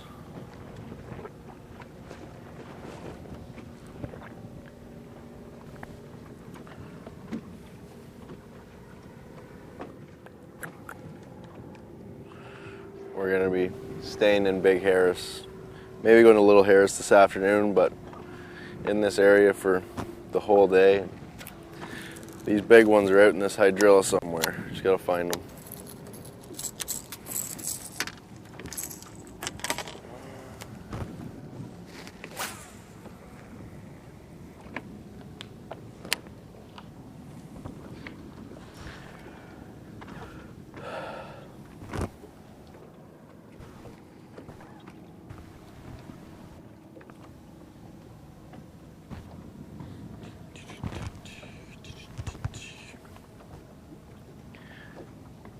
It's slow and painful.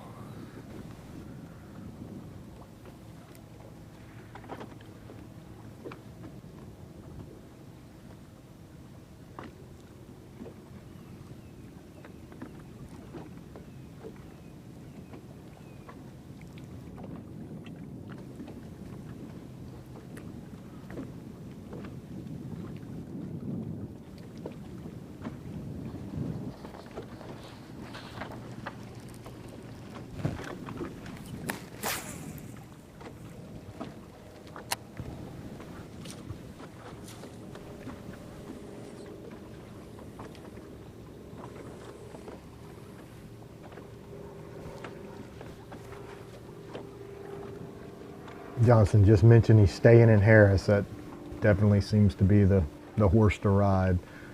Like I mentioned earlier, there are about 70, 72 locked through into Griffin the first day.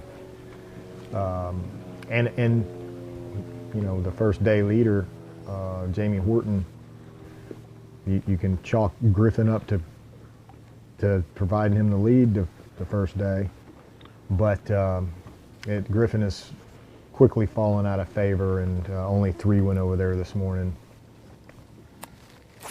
We got 2 down in Apopka, and the rest of the top 30 are all jammed into Lake Harris.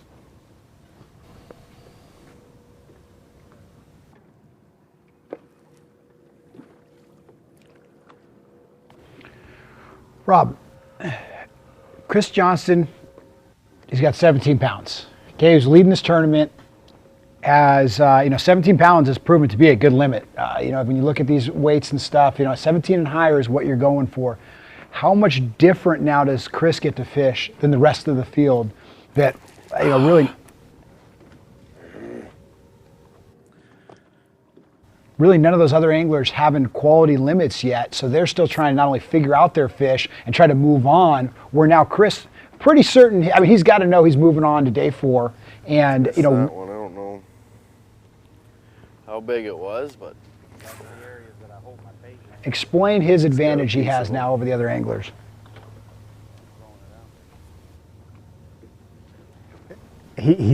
I know what you're saying. He has the advantage weight-wise, but he has struggled in the afternoons, and so he's fixing to go into his long stretch of the day here,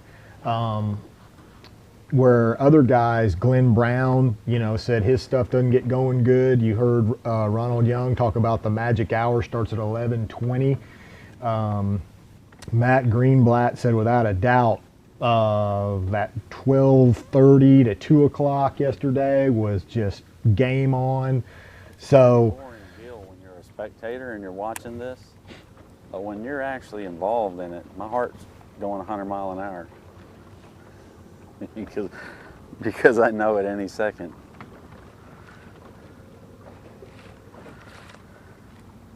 it could be on.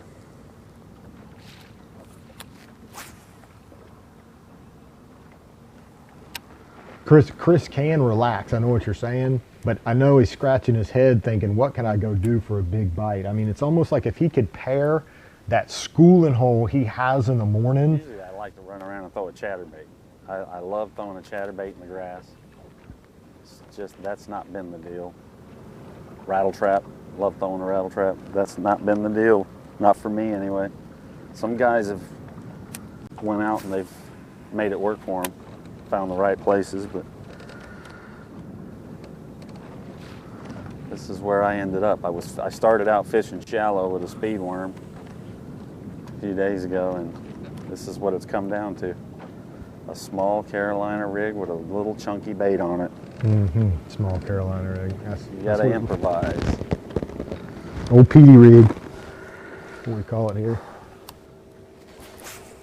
in Florida. See if I can't roll down this thing one more time and get a hit, a big one.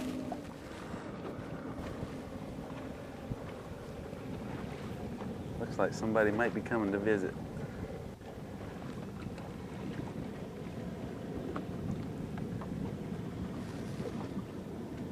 What I was going to say earlier, if Chris could pair his morning spot with an afternoon thing like Glenn Brown has or Matt Greenblatt has, and Ronald Young talking about that, you know, the train would leave the station at that point, because he obviously has no problem in the morning.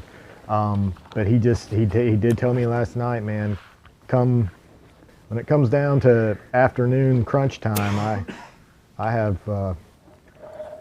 I'm just not doing much. All that weight's coming in the morning time.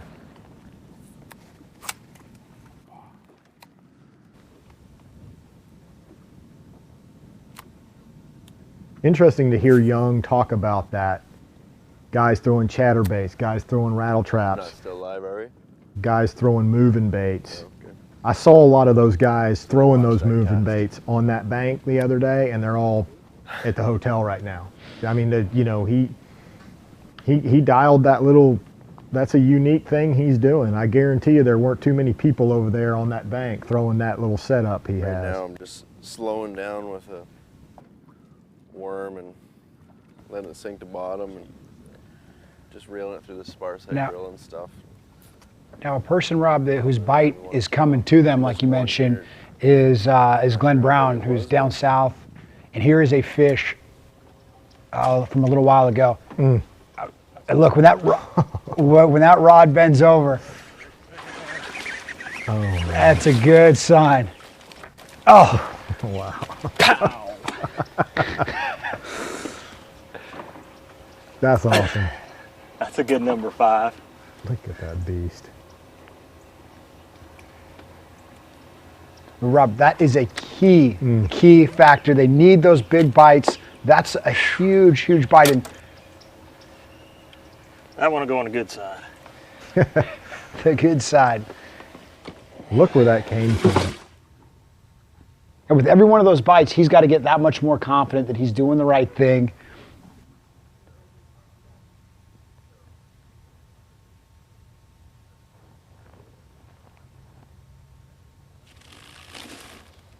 I tell you, if Glenn goes the distance in this thing, it'll be really special, being that he had to sit on the bench all last year and really fight cancer and wonder about his future and even missed the first event of 2018. He wasn't at Okeechobee because of health reasons, and so this is really his first tournament of the year. And to come out, what a great moral victory for him as well. No matter what happens from this point, is oh man.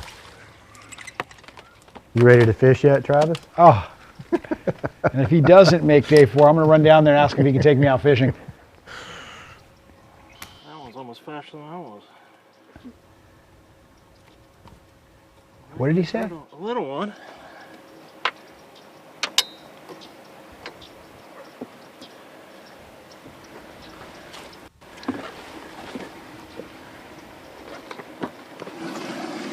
He noted something there, Robin. That's a good thing. Is all these anglers they're trying to figure out the tiny little subtle differences, and these guys.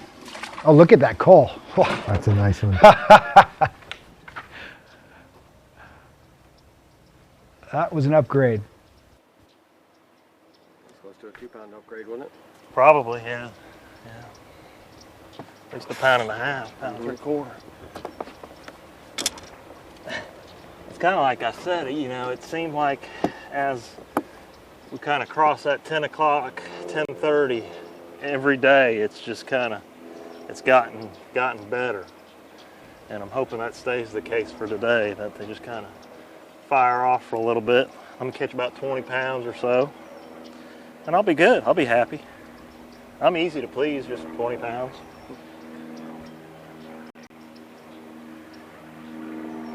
Easy 20.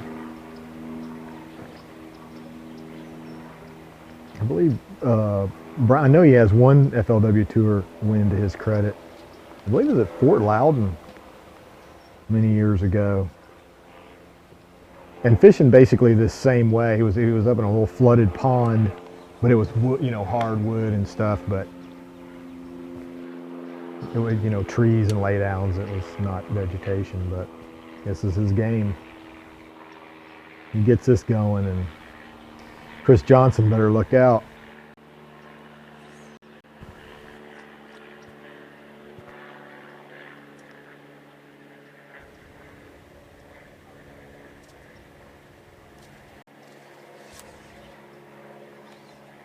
Going right back in there where that last one came from.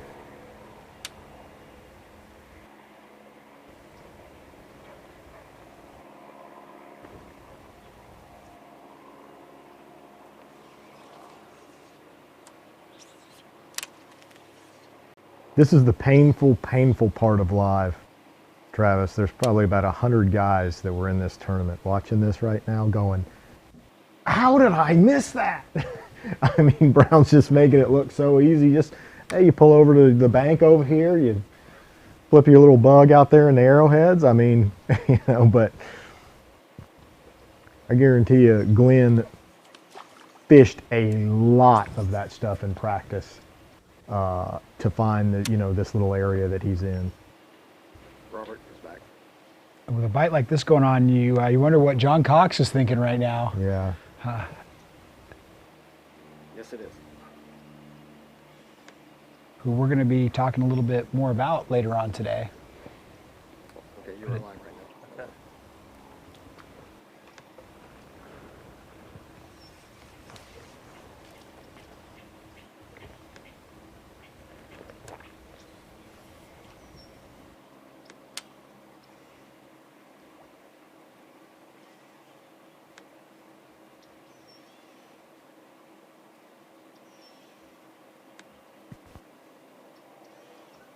I think Glenn he's seen kind of a crack. Got a waypoint on that. I think I had a bite. He- Right there. I think you can see the I glimmer, haven't fished this. any of this stretch. the glimmer of the reality of possibly winning this thing with that last fish. He just seems to have, you fish to get into the top 10 the first 2 days, obviously. You're not really, it's not just, but I think with that last one, I think he's like in his mind, he's starting to really think, I really might be on the right deal here. You know, this is,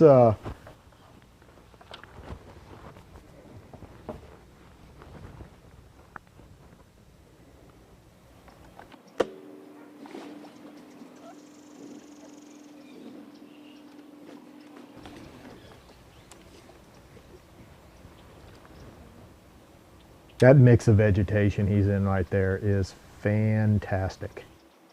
You see the arrowheads, you see the buggy whip type reeds, the regular type of flat reeds. It's just all of that is indicative of a harder bottom there, the mix of vegetation. That's pure Florida right there.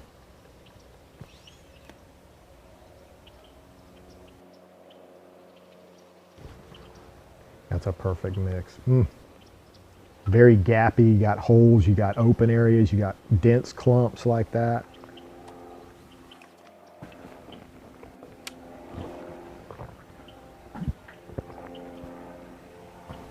And it all kind of may look the same to the viewer, but these guys have such steel trap memories. He just said he got a bite somewhere over there, and I guarantee he knows exactly where that spot is. He got that. I mean, it had a certain look to it. It had, you know, a clump of arrowhead next to a lily pad next to.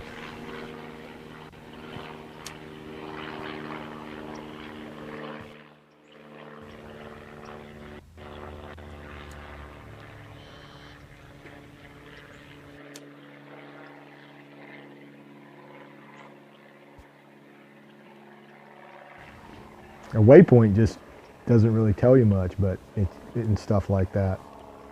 But I guarantee he knows exactly wherever that bite came from in practice or the other day in the tournament, whatever. Rob, it's amazing how much information these fishermen process from the day they set on the lake and pre-fish till that fourth and final day to try to win this thing. They are slowly narrowing it down. You know, they kind of go in with some theories and things that have happened in the past, but then as they go through the different areas of the lake, they get different bites. Everything is cluing them in and bringing them down that funnel to what they're really going to lean on those final days of the tournament. And by now, you know, he's really understanding that these fish are in these open clearings, and like you said, does he like ones that have a bunch of mixed vegetation around it, some different types of vegetation? Does he like the ones that are, you know, they all start keying into the exact little nuances of each one of these little patches? In between stuff, that 2 foot of water. Seems like I get much less than 2 foot of water. Just don't get any bites. Exactly what you're talking about, Travis. He's honing in down to the inch of depth of where he should be. So he doesn't feel good about the water depth. He also has times of the day. He's really paid attention to that. So in the morning, he knows kind of bonus things, not to get impatient because the fish are going to come later in the day.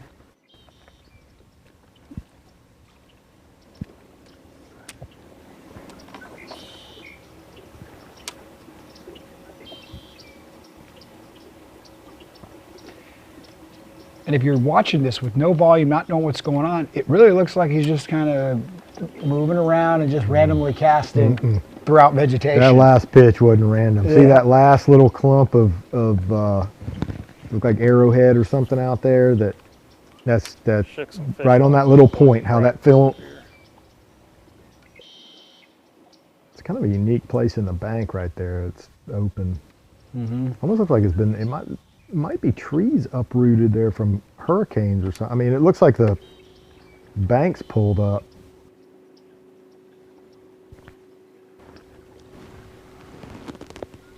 The key has been these arrowheads. Arrowheads. You know, I've caught a few fish out of reeds, but the main deal has been the arrowheads. And grass up against it, and then just the little pockets that are in the holes, or little holes in the arrowheads and stuff. And you just got to pitch them and fish them slow. And occasionally you get a couple good bites doing it. Do you think that has to do with how they relate to the bottom, or what they do to those? Definitely. There's some eelgrass also in there that's mixed in. And when you have that mixture, it's a hard, sandy bottom. And of course, in Florida, that's what they like to spawn on, because we don't have rock per se here. So you kind of, they hunt for those sandy bottom spots that are, they kind of can spawn on the base of these arrowheads and lily pads and stuff like that because they have harder roots down there in the bottom.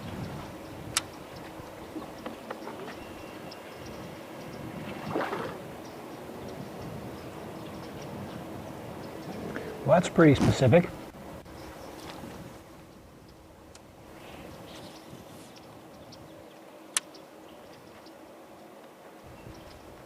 And with how slow he's got to fish this, you need to be keyed into those little nuances. If you were to put me on there. There's a fine line in here, seems like where the fish have been hanging. You know, if I go up tight to the bank, I don't get any bites. If I get kind of out a little bit in that 3 foot of water, I don't get any bites. And you kind of got to find that 2 foot area. That seems to be really the key, the right water depth they want to be in.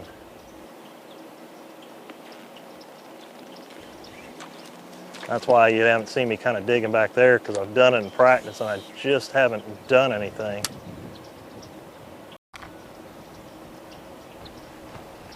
Inside the mind of an angler. That's called dialing it in right there, buddy. You think, oh, 6-8 inches, what difference could it make? Come on, Glenn. No, there's something, especially in Florida, 6-8 inches water difference depth one way or the other is huge.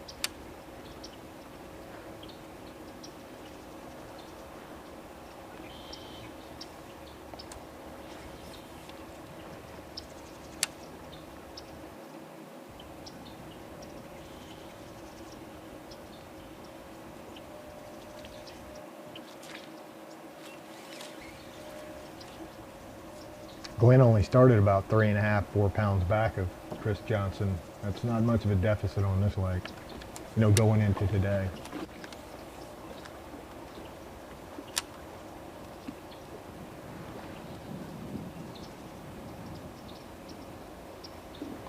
Well, Rob, a lot of different techniques playing roles here in the lake in a few different areas of these different lakes as well.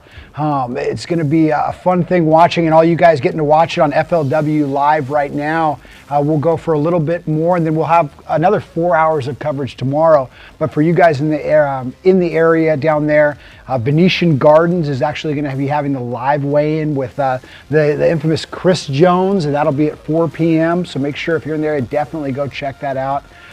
Rob, what are you thinking so far?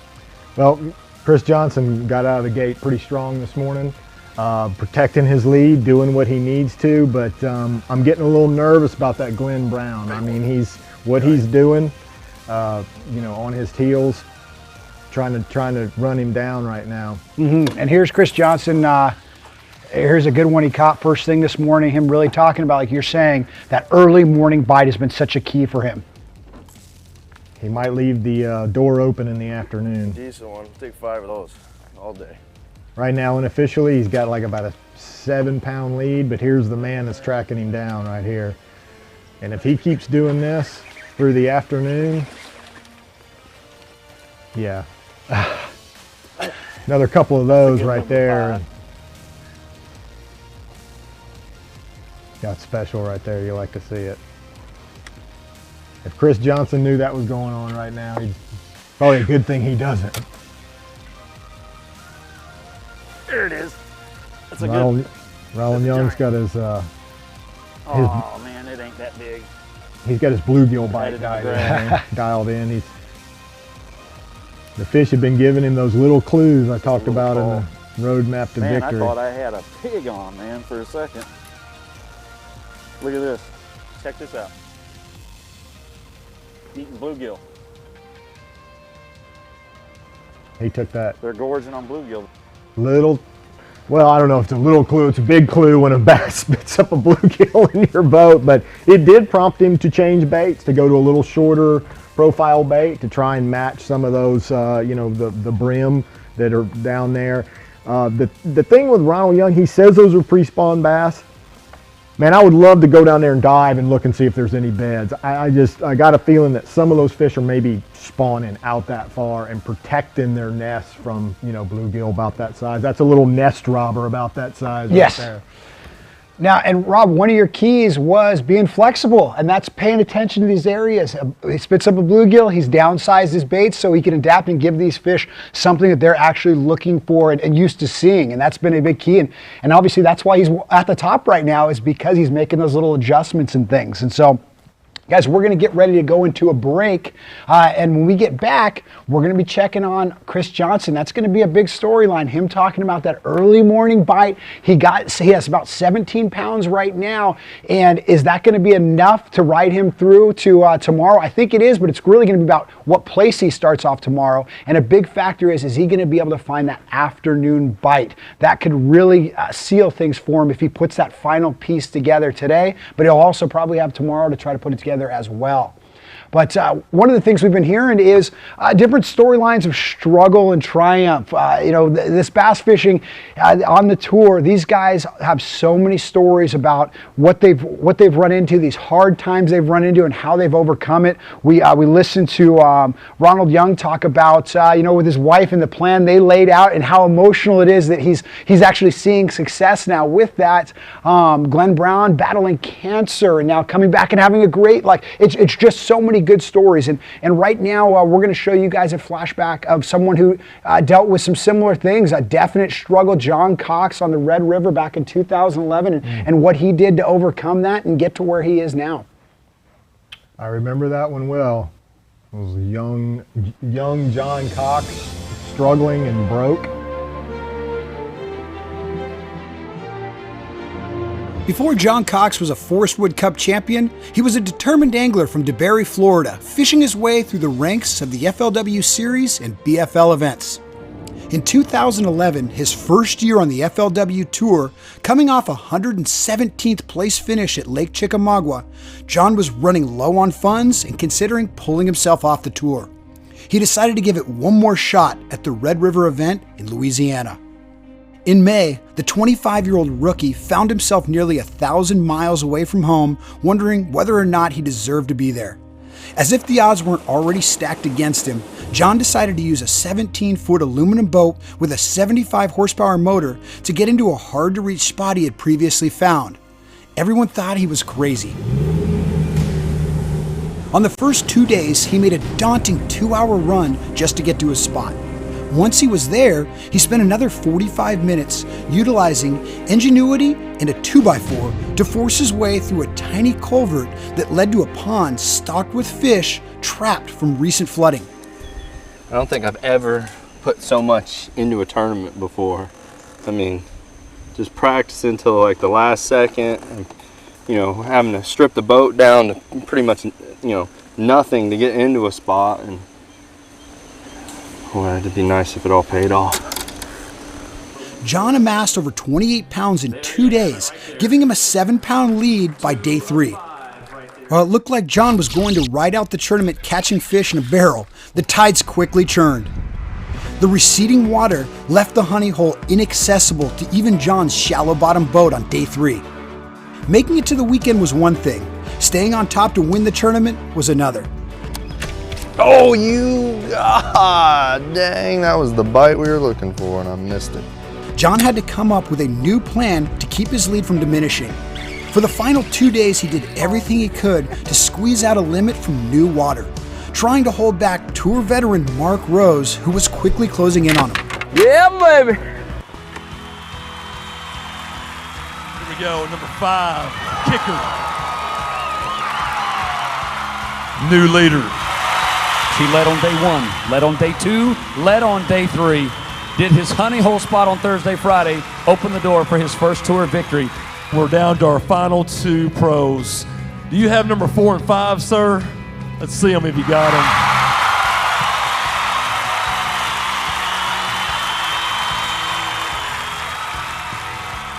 5 worth 7 pounds, 13 ounces. Your champion is John Cox. In the end, the decision to fish things his way led John to his first FLW Tour victory and this moment in FLW history.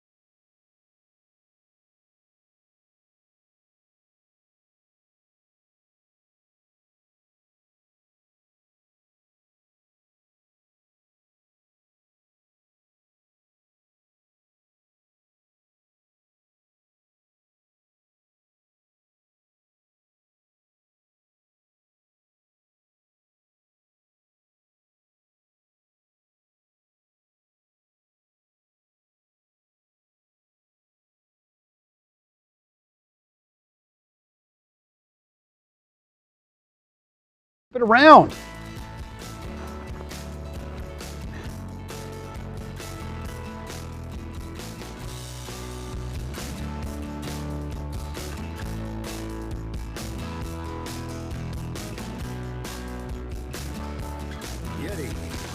Built for the wild. TH Marine, from transom to trolling motor. Power pole, swift, silent, secure. And by General Tire, anywhere is possible. Welcome back, everyone. FLW Live on the Harris Chain of Lakes. It's day 3. And this is your current leader, the Canadian Chris Johnston.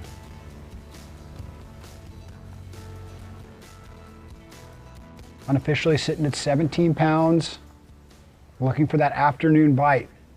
A morning bite turned out a decent limit for him. He was able to stay in the lead, but if he wants to hold off those anglers, especially Glenn Brown making that surge, he's gonna have to pick up something later this afternoon as well. Travis, if you could handcraft a weather condition that is premium for Florida fisheries, this one is it right here. It's just the perfect, I mean, a nice breeze, ruffle the surface a little bit, got some clouds. We're coming up on 11 o'clock, and I had most of my weight by about 8:15 this morning before live even started. In my little schooling spot, they were there and they were biting. I got some nice ones. I got about a 4, 2 3.5s, and 2 2.5s in the well right now. So if I can get 2 good bites and get rid of those 2.5 pounders and have a really good day going, now I'm just hitting 7 or 8 different weed lines where I've got bites, and you don't get many fish doing this. You just hope to get lucky and get a big one.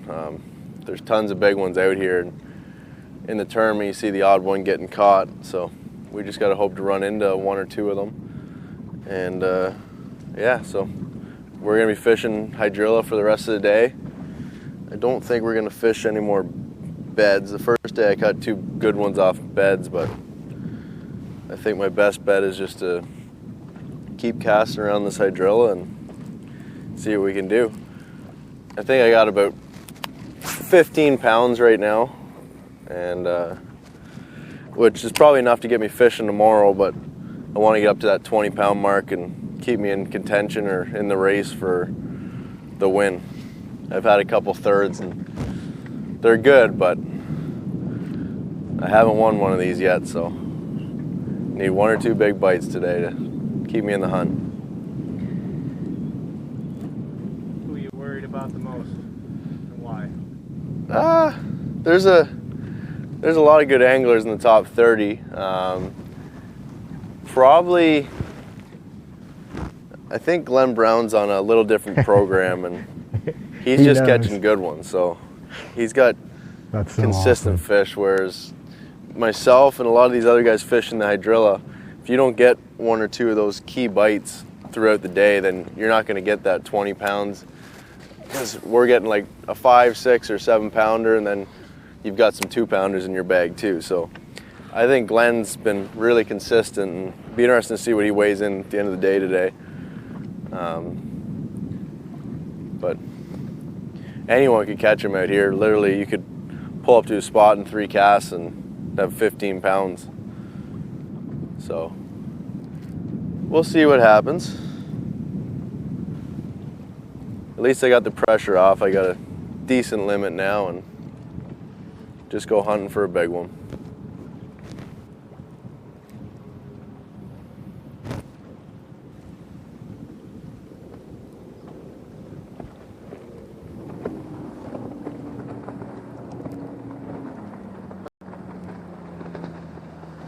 He knows, Travis. He knows who's the guy to watch that's coming after him, because he knows that this offshore thing can get random. That's one of the major complaints the guys have had about it. It's awfully random. The fish are very transient. They move around. Right now I'm just dragging a worm. Chasing bait. Usually in this high sun, I'm not getting them real aggressive on the reaction baits as much. So, see if we can trick one up on the worm.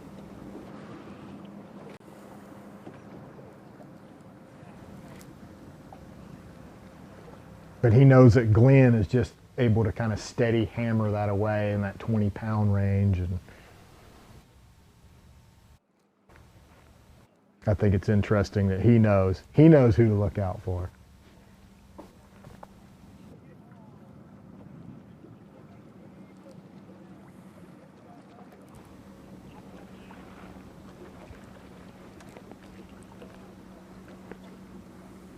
A lot of the guys did comment that offshore thing is very fickle. They can move on you. A lot of times they don't move very far, but it still can be pretty frustrating.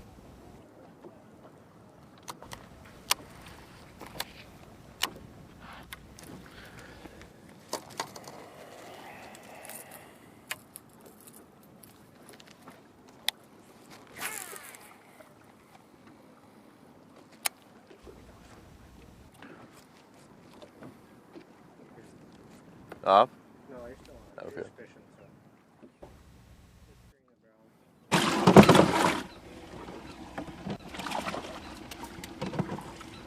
Uh-oh. Speaking of.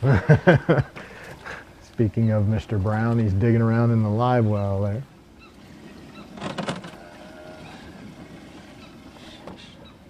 Hate to waste my time. 'Cause I'm gonna get another good bite.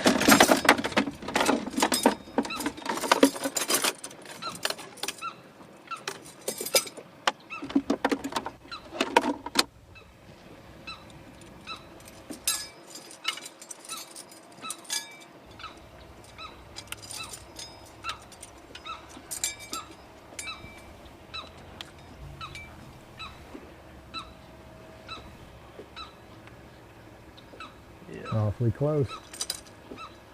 You got twins. Looks like. Huh. What's the call?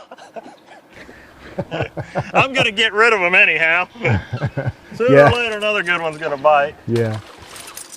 I was gonna say if he was real confident, he'd just throw them both back. Yeah, I'll just do the other one back. Oh, I don't know which one this one is, if that's one I just caught or not. It was on the same bed.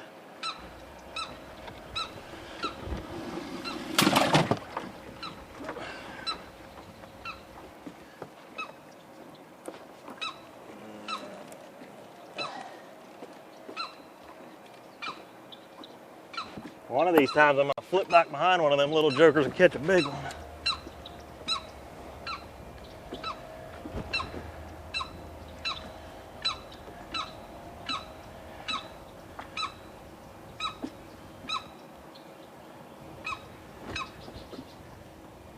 I believe he's got a osprey or a coot or something mad at him there, barking at him.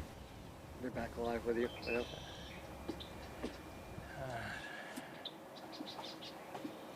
I thought that was going to be it. When you flip back in there and you get a second bite, it's generally not another 12-incher.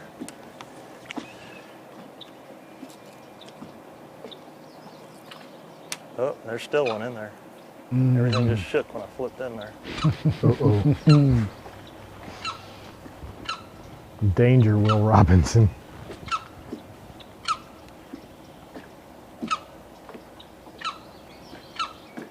Probably done scared it to death now.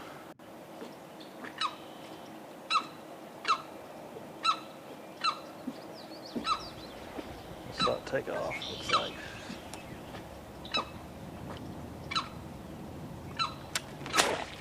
Uh-oh. Uh-oh. Well, that's how it works. 3 off of one spot right there.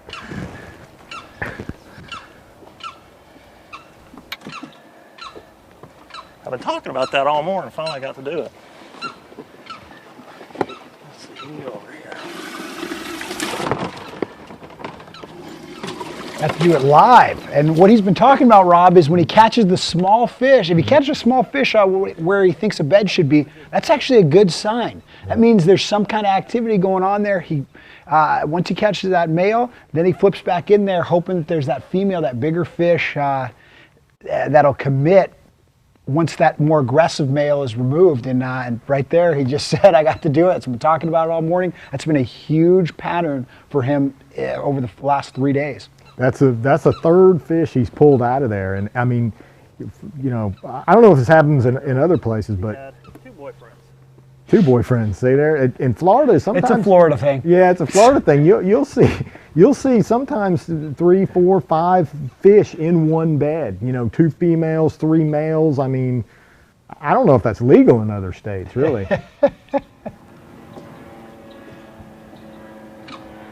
But he might not be done here. This could.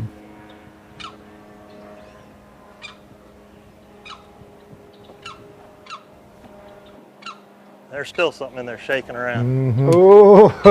Can't believe that. Could be tilapia, could be gar also.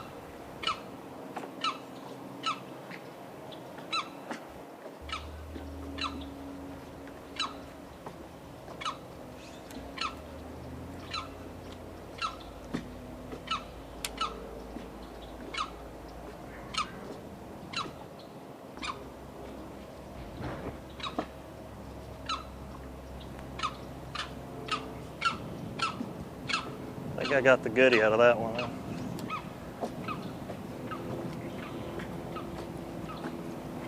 It's amazing how much more willing the female is to bite in these dirtier water situations, where if that was a sight fish situation and the water's clear, it's a lot of times you catch the male, and getting that female to lock on after catching the male can sometimes be a kind of a challenging proposition there. They're not always real quiet. Sometimes they lock right on, you can catch them immediately, but sometimes when you take the male, she starts to drift away and become less interested and then just kind of wanders off. But in this muddy water situation, this dirtier water where they can't really see real well, the boyfriend gets taken away and something else ends up there. And I don't know if it has to do with not being able to see well and just a reaction to what's there. Here we go again.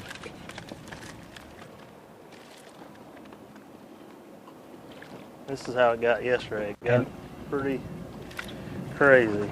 And look what he just did there. If you came to the right thing, you get a bite in every one of them. He is happy he just caught a small fish. Good ones to bite. Yes. The small one is like drum roll, please. Yes. Let's get the power poles down. Let's get set up correctly. Let's get the angles right.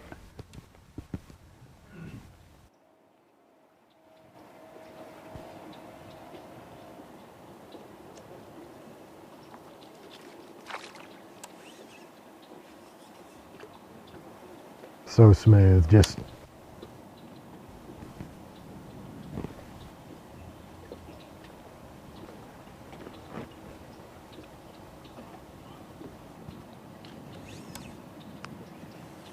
I like Glenn here. I like his chances overall because he's in his element. I mean, I could argue the same thing for Chris Johnston at this point because in some ways Lake Harris is somewhat like Lake St. Clair and some of those places up there, just a shallow bowl. So Johnston has a kind of an inherent feel for those real subtle contour lines and how, but this here is this is Glenn Brown all the way. This is easy street for him. 110% comfortable here. Pure confidence, comfortable.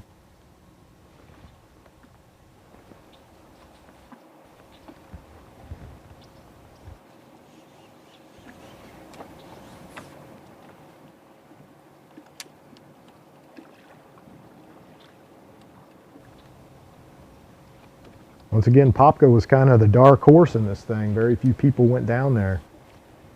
The number I got of number of people that locked down to a Popka was 6 out of 188. Eustace didn't get much play this week either. Eustace was a bit of a player last time we were here. I think there was a couple of 3 guys came out of the top 10 from Eustace last time we were here. This time it did not play at all. And then one thing to keep in mind when we're watching Glenn Brown here, and you go, okay, he's getting things dialed in. It looks like everything's going his way. He has a lot shorter day than all the other anglers. He's got anywhere from about an hour and 45 minutes to 2-hour ride back to make sure he has a little cushion to get back. So with how far he's out here, he has an advantage that there's no one else out there. He gets the water to himself, but you know, he's wasting 3.5 hours of his fishing day just running to these areas. Yeah. John Cox offered another consideration that can be a little bit of a risk of going down through that Dora Canal, that long idle that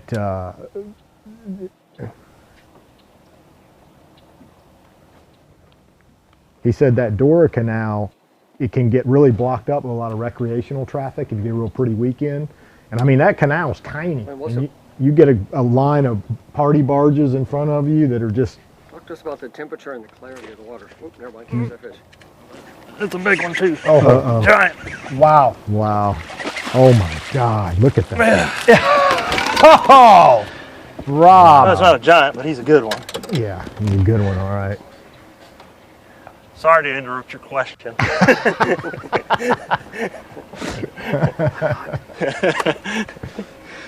I'll let them interrupt you guys all day long. Fishing them like that. That's the kind we need, some more of those. Now we're working towards 20. Be fishing tomorrow.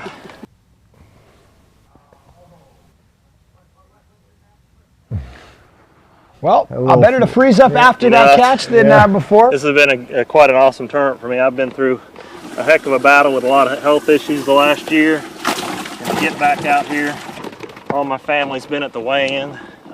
It's just been, you know, I mean, I've been through a year battle with cancer, and so this has been a special week so far. I hope it continues. This is what we're down to culling now. So it's going to be one of those guys. Moving on up. The rest of them are all pretty good. So now if I could catch like an 8, that'd be really good.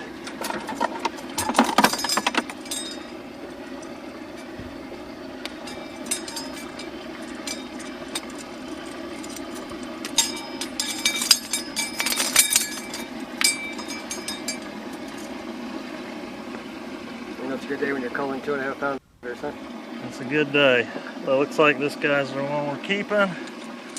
The other one gets to go home. There's only one fish left on the small side, Rob. Yeah, that's not a bad deal.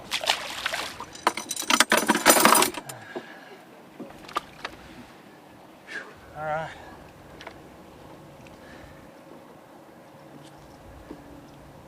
And I can tell he's fired up. Glenn's a pretty, you know, quiet guy. He doesn't talk a whole lot, but he's pretty animated right pretty now. Awesome deal when you flip in there and it goes, ka-donk!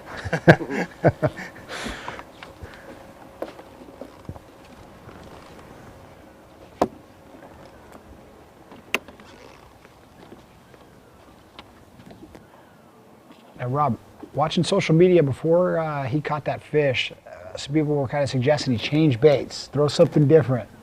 If you look at his deck, he doesn't have many other rods on the deck right now. He is dialed into what he's doing, and he's not worried about giving them the right bait right now. It's more about in the right spot. Yep. And that's that's why he goes a little while between bites, is because he's got to get to that next little area. But it's not about if he's having the right bait to throw to him. It's just about when he gets in front of that right fish, he's going to end up getting another one.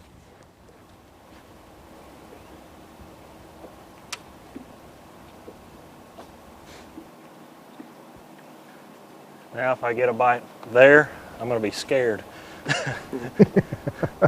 Got to get the gaff.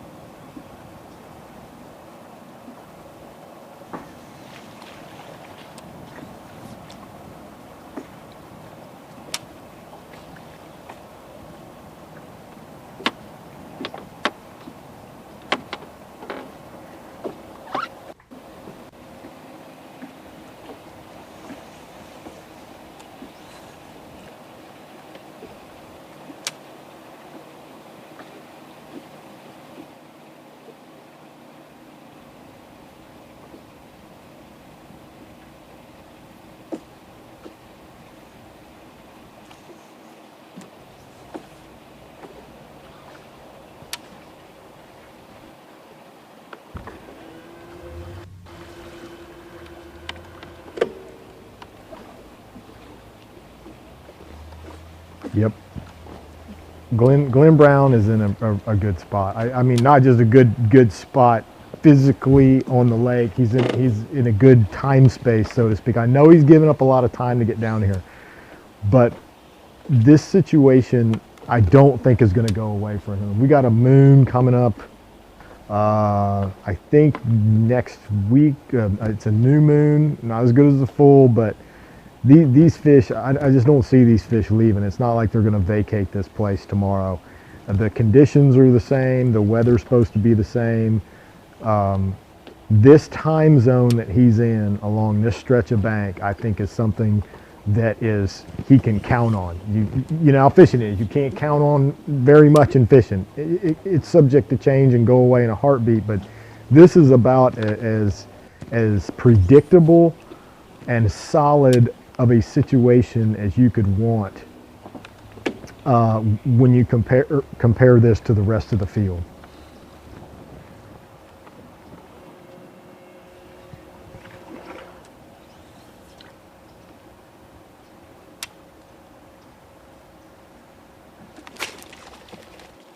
Wow. Uh-oh. Still on there. Oh. Yeah, it's still on there. Don't know how big it is.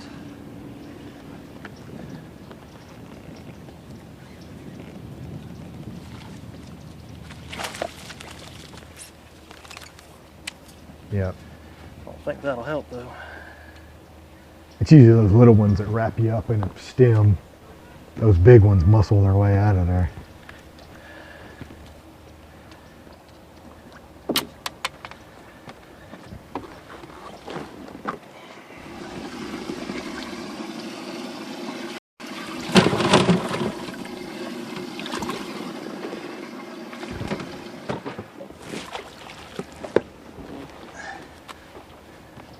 They'd have disturbed that whole patch. Might have not been a big one in there.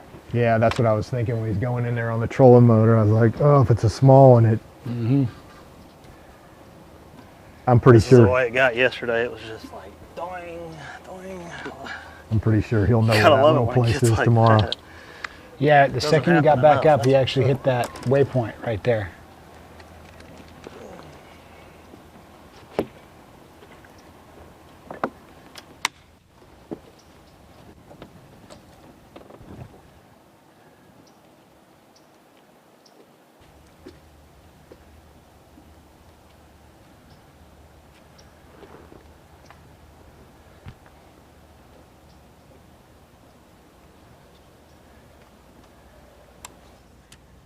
Talk to me a little bit about the water temperature and clarity and how it affects the spawn and that sort of thing.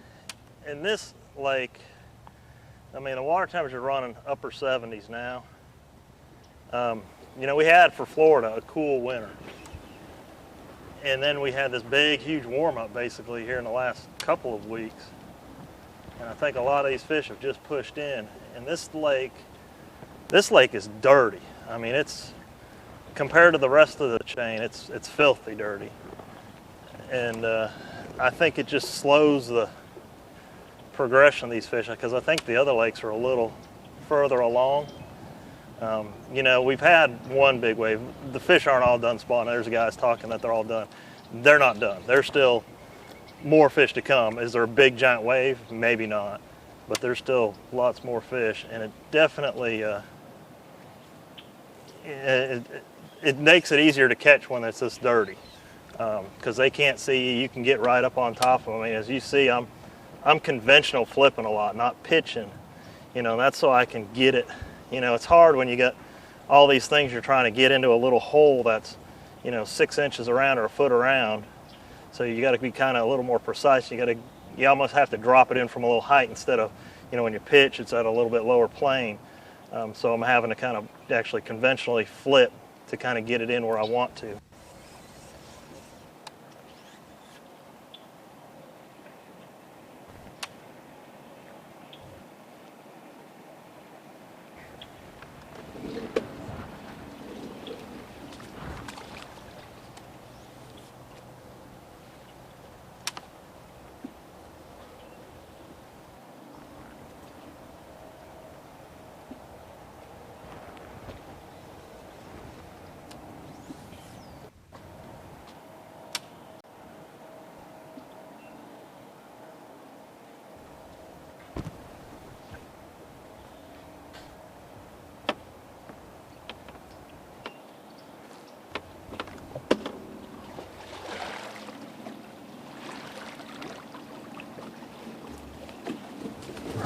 what it's all about. You got Chris Johnston striking I said early. we're leaving here in 10 minutes, like 45 minutes ago. Yeah. They keep bumping my little worm, so we'll keep jerking on them. And then Glenn Brown's so far away and having that later bite, but he unofficially has around 16 pounds right now, so very close to Chris.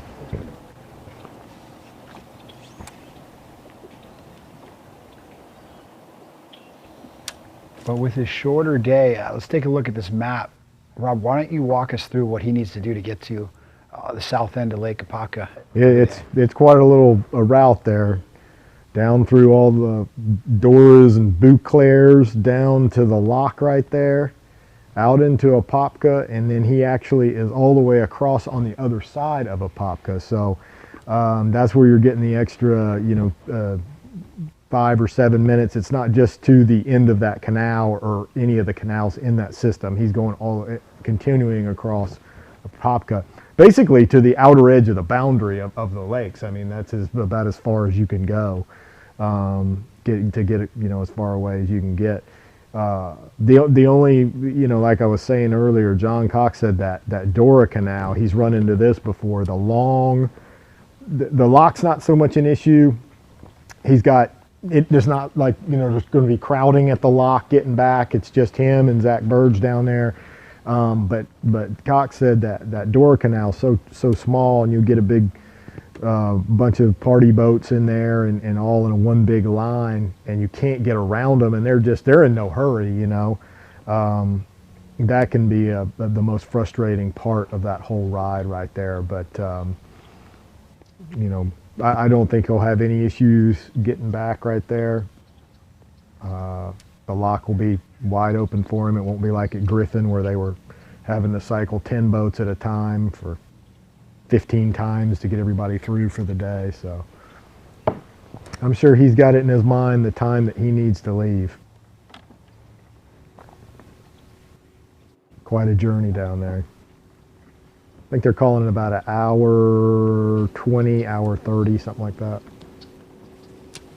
Well, he hadn't started fishing yet when we went on air. He just started, so that was at least an hour.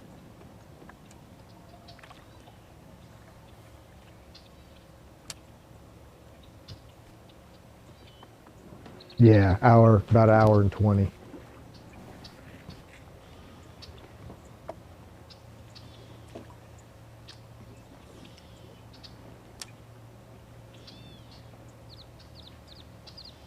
If Chris Johnston is the most concerned about Glenn Brown, I wonder who Glenn Brown is the most concerned about.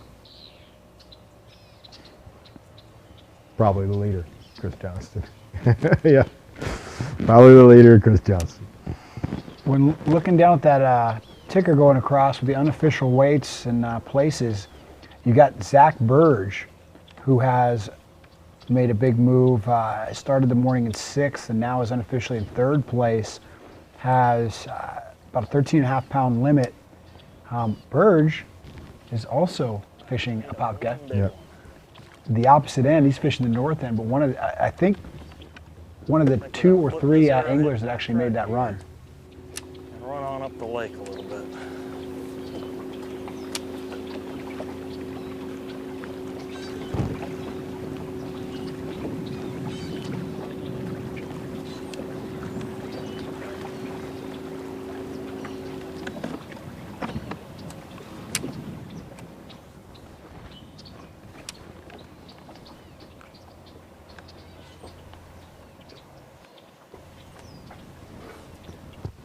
Someone we haven't seen in a while, Matt Greenblatt. Currently in that 4th spot unofficially. Right now we have him 5 fish for around 10 pounds.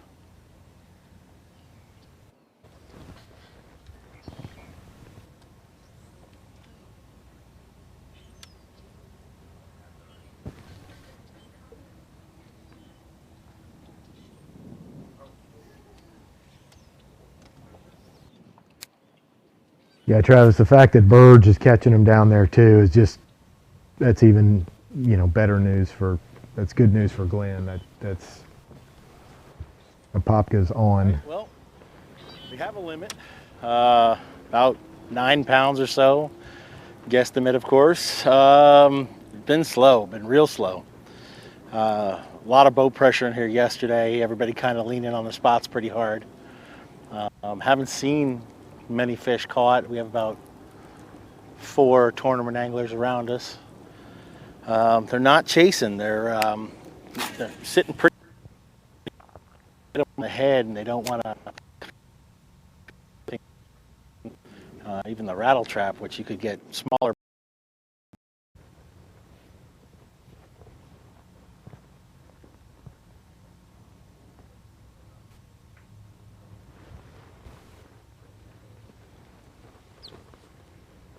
A little glitchy there with the cell phone service. Degrees. It's one in here. So it is.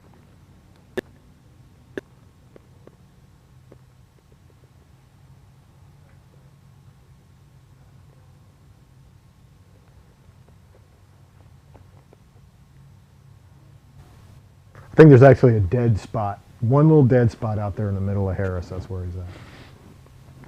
That's the good spot. So take your phone out there. Drive around taking off service, and then you're in the good spot.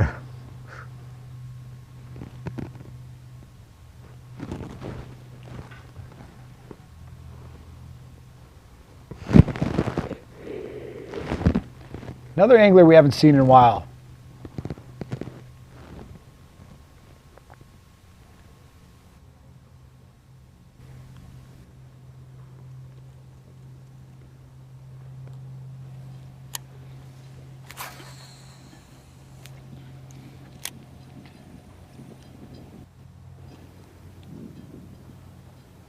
And we've got Tony Demetrius with only 2 fish right now unofficially. So he's dropped down to 14th place. A lot of room to move right back up if he can fill out his limit. But he's got to be wondering, with 2 small ones, with the quality he was talking about in this area, you know, what happened? What are these fish doing? Are they just... Good butt. Coming loud, Maybe we'll hear something right now. Can I still move if they come in live? Okay.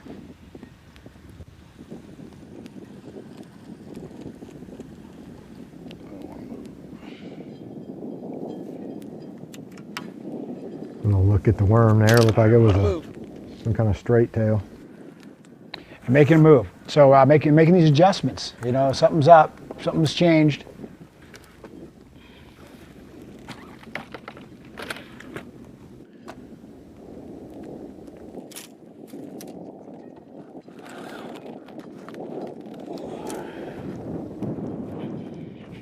He's on that more protected side over there. Not quite as breezy. And this is what fishing a 4-day event is all about, is making those adjustments. You're not going to be able to ride out one bite 4 days straight. You've got to figure out those fish so well that then when they move, you stay back, you reconnect with them, figure out what they've done, and that's what he's going to be doing. And it's a good sign he's moving. He's obviously trying to make those adjustments and figure out what happened. Now to Ronald Young. Oh. He was just waiting for us to come live. That's a good one. Oh. I think. I hope it is. Nah, it's just a little dude.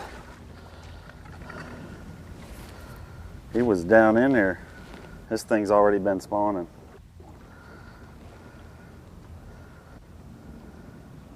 Peeing and everything. See, that makes me think, Travis. I just think that there's actually some spawning going on in that water out there. Messing with peanuts.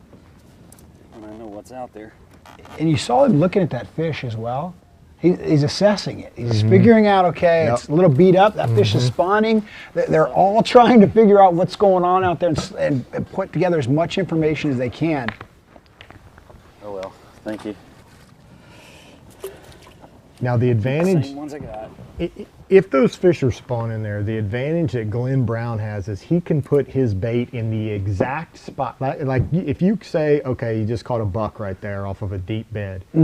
Him trying to get back to that exact bed a long time without a bite on a cast out there is not as high of a a chance of that happening is Glenn Brown pitching right next to the arrowhead. That Catching them, as a matter of fact, right where I'm sitting right now is where I caught my first 6.5 yesterday. So now, every bite to me is a 6.5. But I just missed that, a real good, I felt the head shake on that one I missed a while ago. You can't be missing those.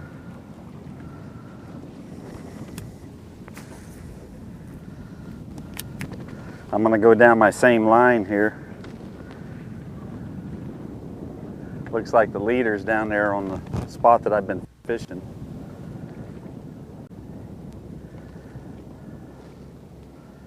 I'll work my way down there and hopefully he hasn't cleaned up.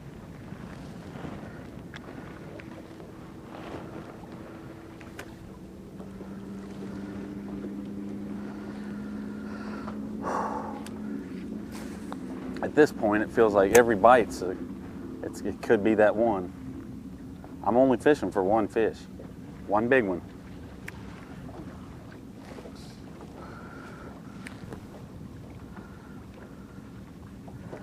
I do that, I'll be happy.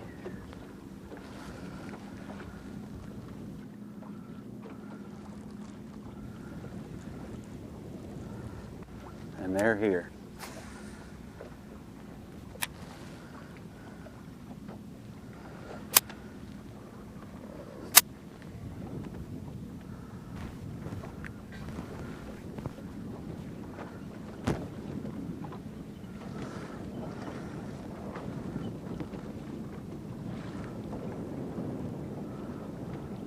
I know my wife's probably watching.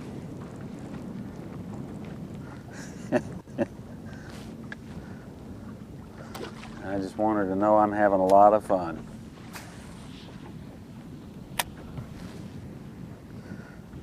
Good Love shout the out to tension. Mrs. Young.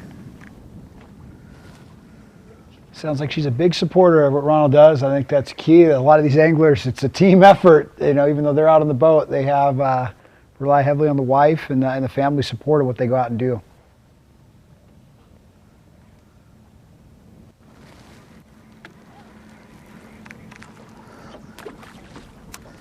If anyone knows I can do it, it's my wife.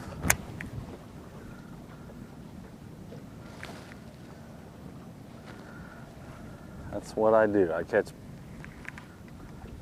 a ton of fish and I get in the mix. I get some big ones.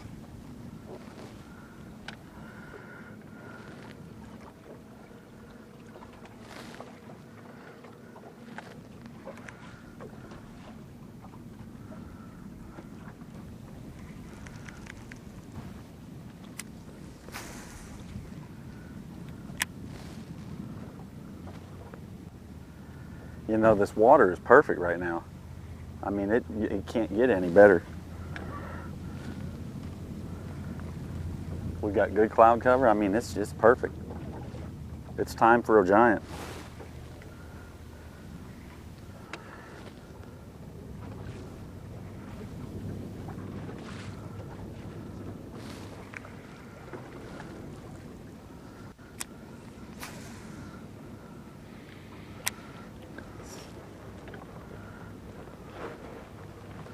Timmy Fredericks put some mojo on it, man. Come on, help me out here, brother.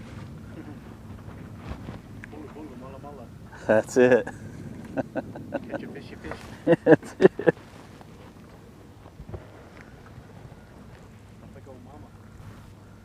You got that right. I sure wish you could see that one I had yesterday. If it gets hooked today, it's gonna be something special.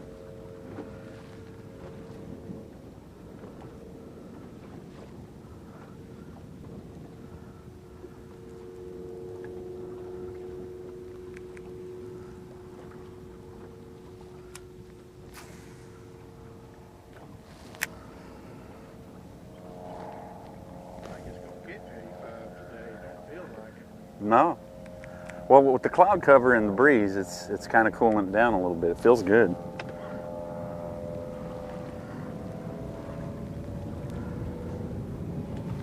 And that's good for the fish. They, you know, they should start feeding any minute now. I mean, literally feeding. Chasing shad and the whole nine.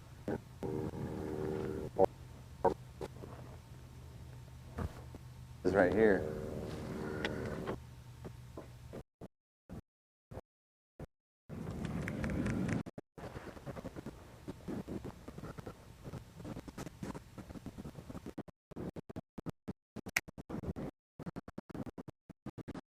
Some good grass right here too.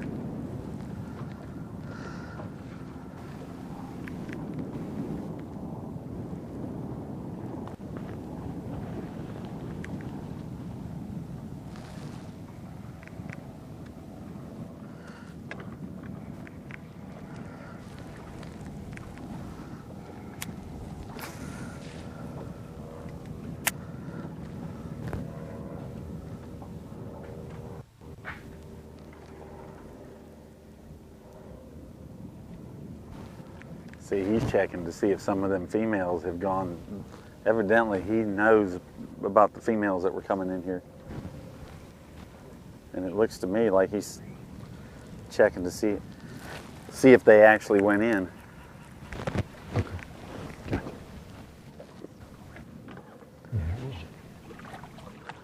he doesn't come out, I might have to do the same. 'Cause right there's a good area.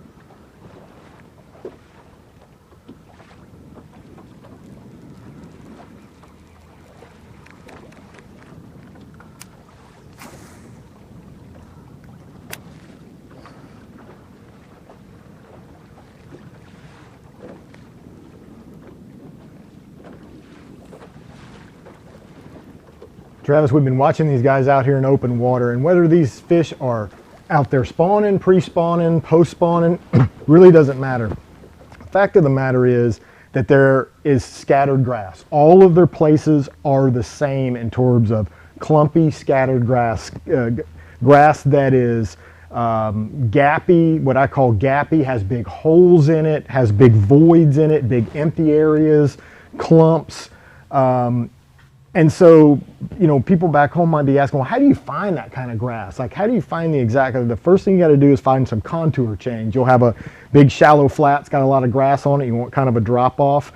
And so we'll go over here to the Lowrance HDS16 carbon unit and take a look at a chart here, and I'll show you just two of the places some of the leaders have been fishing out offshore. We'll get in here and take a closer look. I want to show you what creates these type of gaps. You'll see right across here I've made a couple of boat icons. Back over here where you see waypoint number 4, that's a big hole right there. That's where some of the leaders have been. All around that there's some grass that grows up, but there's a big giant void in there. It's a big, almost like a sunken lake. And all around that smaller, you can see the contour lines there.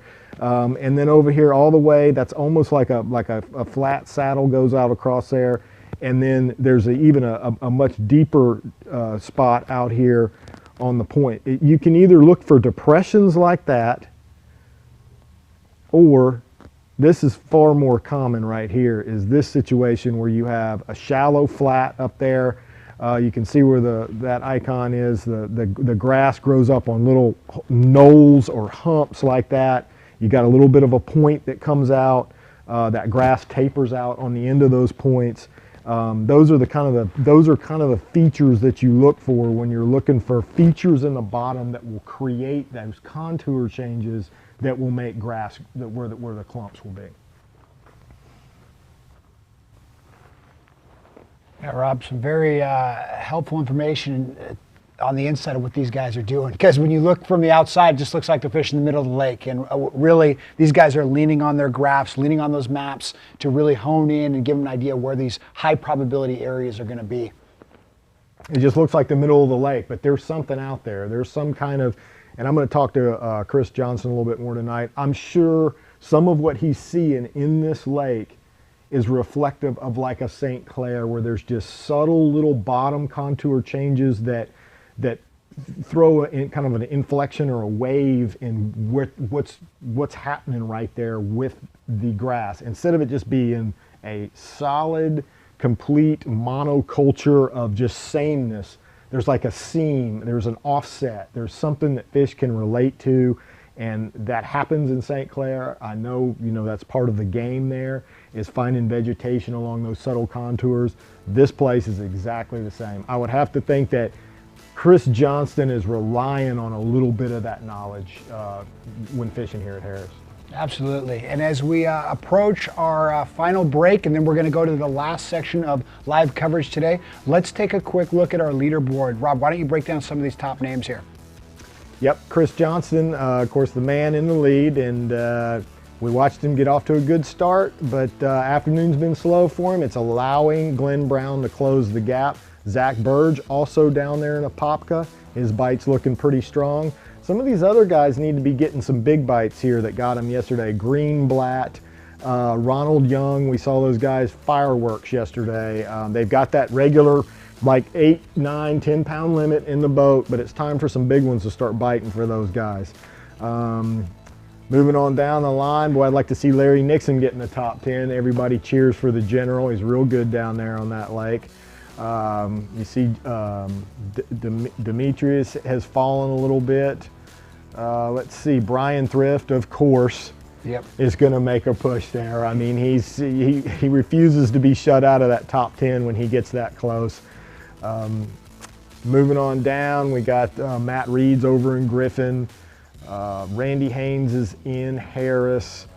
And a couple guys, Jamie Horton, look at that. No fish recorded as of yet. He's back in that spawning area. That's how he got his tournament started. That's what can happen with sight fishing right there. It can really leave you high and dry, as seems to be the case with him. Yep, a lot of anglers still looking for that big fish, and we're going to have one more section of live coverage that we're going to get to see if they do it for us to watch, or we're going to have to wait for the weigh-in to see. But right now, we're going to take our final break. So don't go anywhere. We'll be back with more FLW live coverage in just a minute.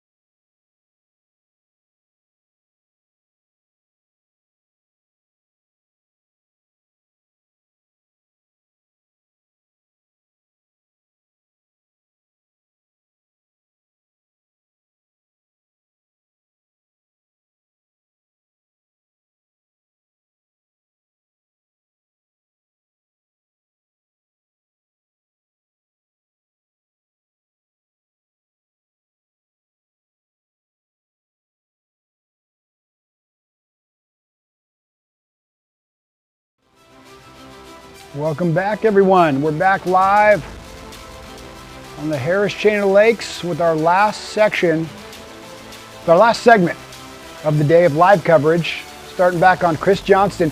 And now, Rob, there's some different scenery. Yep. This guy is mixing it up, and he mentioned Glenn Brown was a big threat. That was kind of one of the guys he's worrying about, and they're on totally opposite ends of this tournament and what they're fishing, and now it looks like Johnson's fishing a similar type deal. Yeah, just a minute ago there was actually, they had a camera shot of a bed up against a cypress tree there, and he was pitching on it. The sun went away as soon as I wanted to come in and start looking for beds, but I could see a light spot and pitched out, and something took my bait and swam off the bed, but it took me on a piece of cypress tree root, and I broke it off. I didn't get a look at it. It was just solid weight, so not sure what that was, but or how big. I couldn't get a look at it. But we're just gonna go in here for 20 minutes and get back behind all the reeds and stuff and see if we can find a big girl in bed. It would definitely help if the sun would come out, just so I could see them.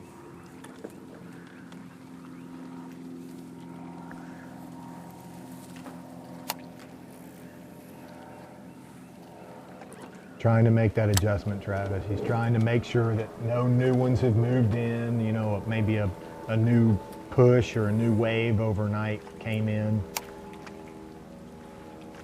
It could happen.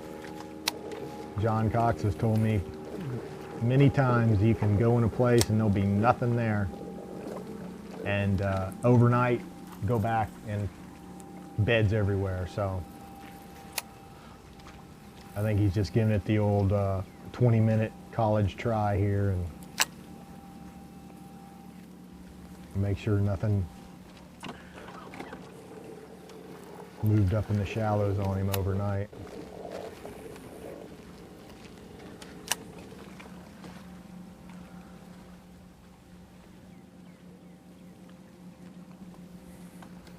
Keeping them honest, and that's one of the things that's an advantage that he has right now with that early morning bite. He was able to get a limit that, you know, it's most likely enough to move him on, not the exact spot he wants to be in. He'd probably want a little bit bigger limit to start tomorrow, but he has the luxury now to take some risks, to go do some things he hasn't done over the last few days because he has a little comfort level where some of these other guys, like a Ronald Young, who he's needing that big fish. He's saying he's fishing for one fish right now. He knows he needs a big bite to move on, and that doesn't afford him the luxury of being able to expand his water much. He's probably going to make a lot of the same casts at the exact spot that he's caught in those big fish and hope there's some more in there. Yeah, this allows Johnson to... It doesn't work well if the sun won't come out. So we'll go back out in the hydrilla here in a minute.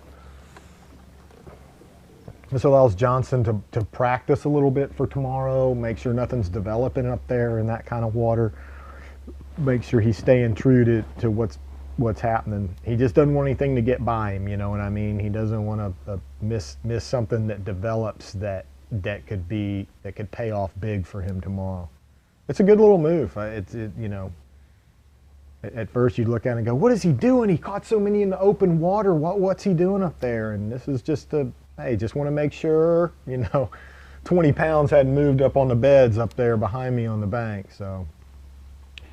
And with the two guys that are behind him right now in second and third is Brown and Burge. Both of them are fishing this kind of pattern, shallow, looking for those spawning fish. And so for Johnson to figure this out as well, you can tell these guys are really putting a lot of the same pieces together. I'd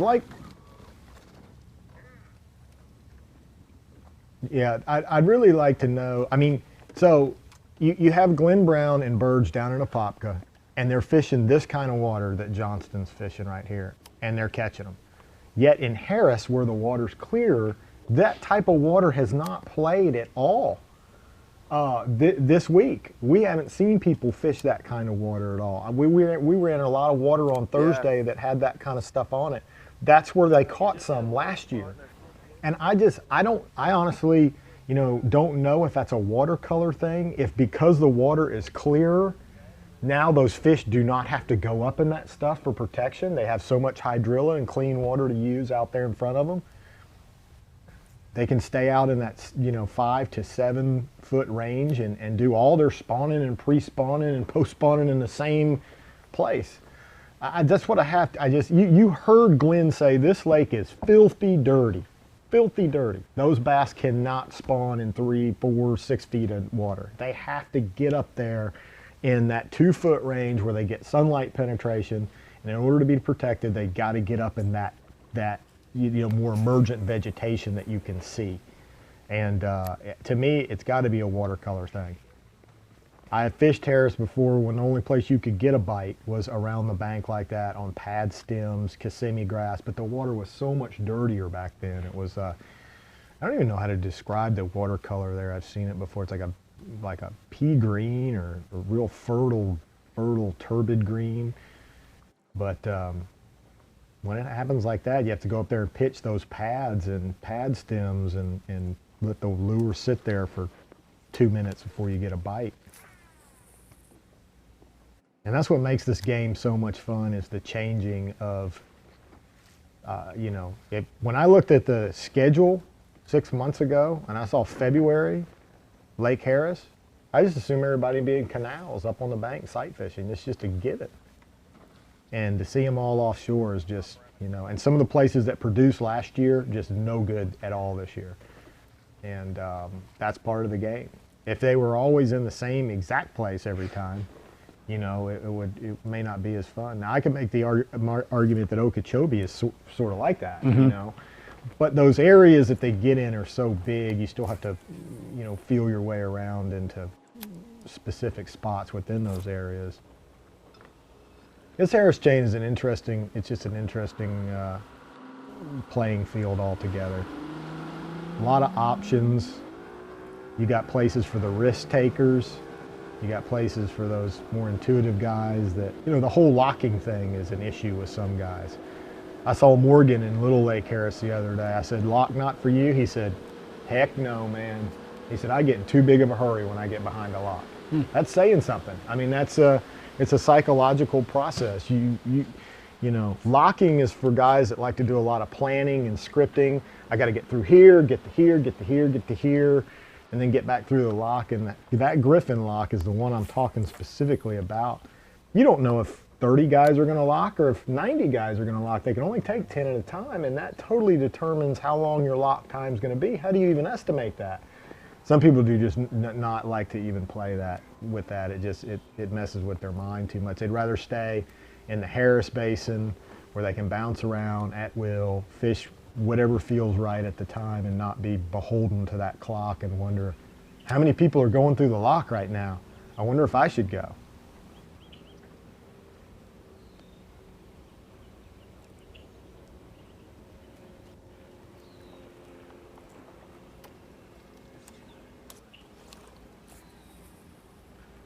This is slow going.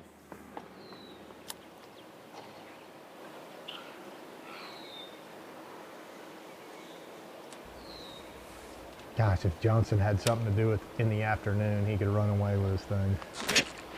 Uh-oh. I believe Brown locked on to something there. Dadgummit. A little different look there.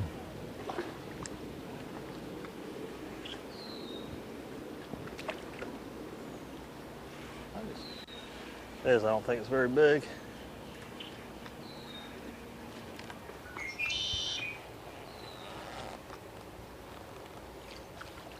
Oh, gone.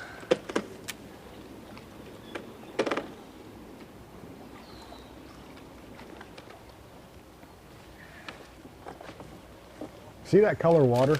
That's what I'm talking about. That's what the last few times I've been to Missed.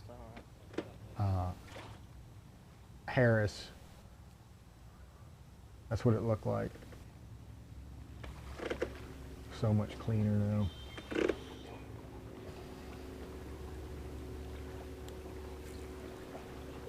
The only thing I can really relate it to is the lake I grew up fishing, Lake Seminole. If we have a really muddy spring and a lot of muddy water comes down the rivers, the Chattahoochee and Flint, it really pushes those fish back into the back ponds, canals, places like that. if it's nice and clear and we don't get a lot of rain and we get a dry fall and winter and that hydrilla can still grow out there and it never dies back, they just spawn out there in the main lake, out on the bars and stuff. They don't have to go far back to, and I mean, that's the only kind of similarity I can draw here as to why these glens are so shallow and these other guys are out.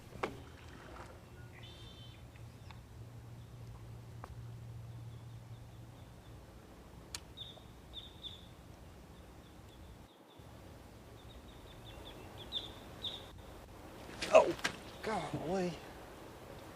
Was that a simultaneous hook there? I don't think it's much. Picking up and grabbed it.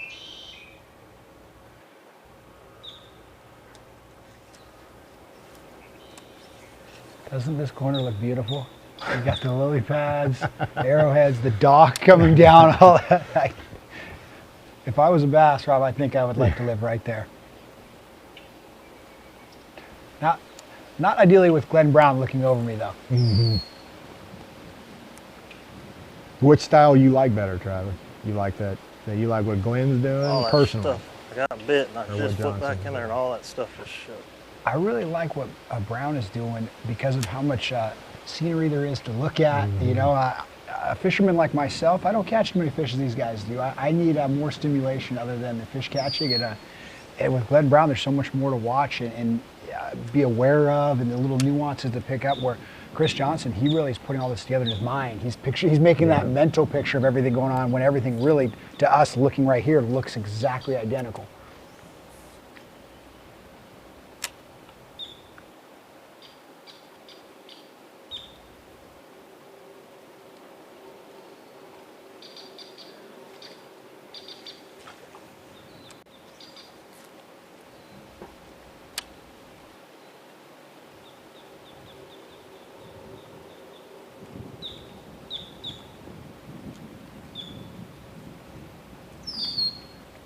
You guys are tuned into FLW Live right now, presented by Lowrance.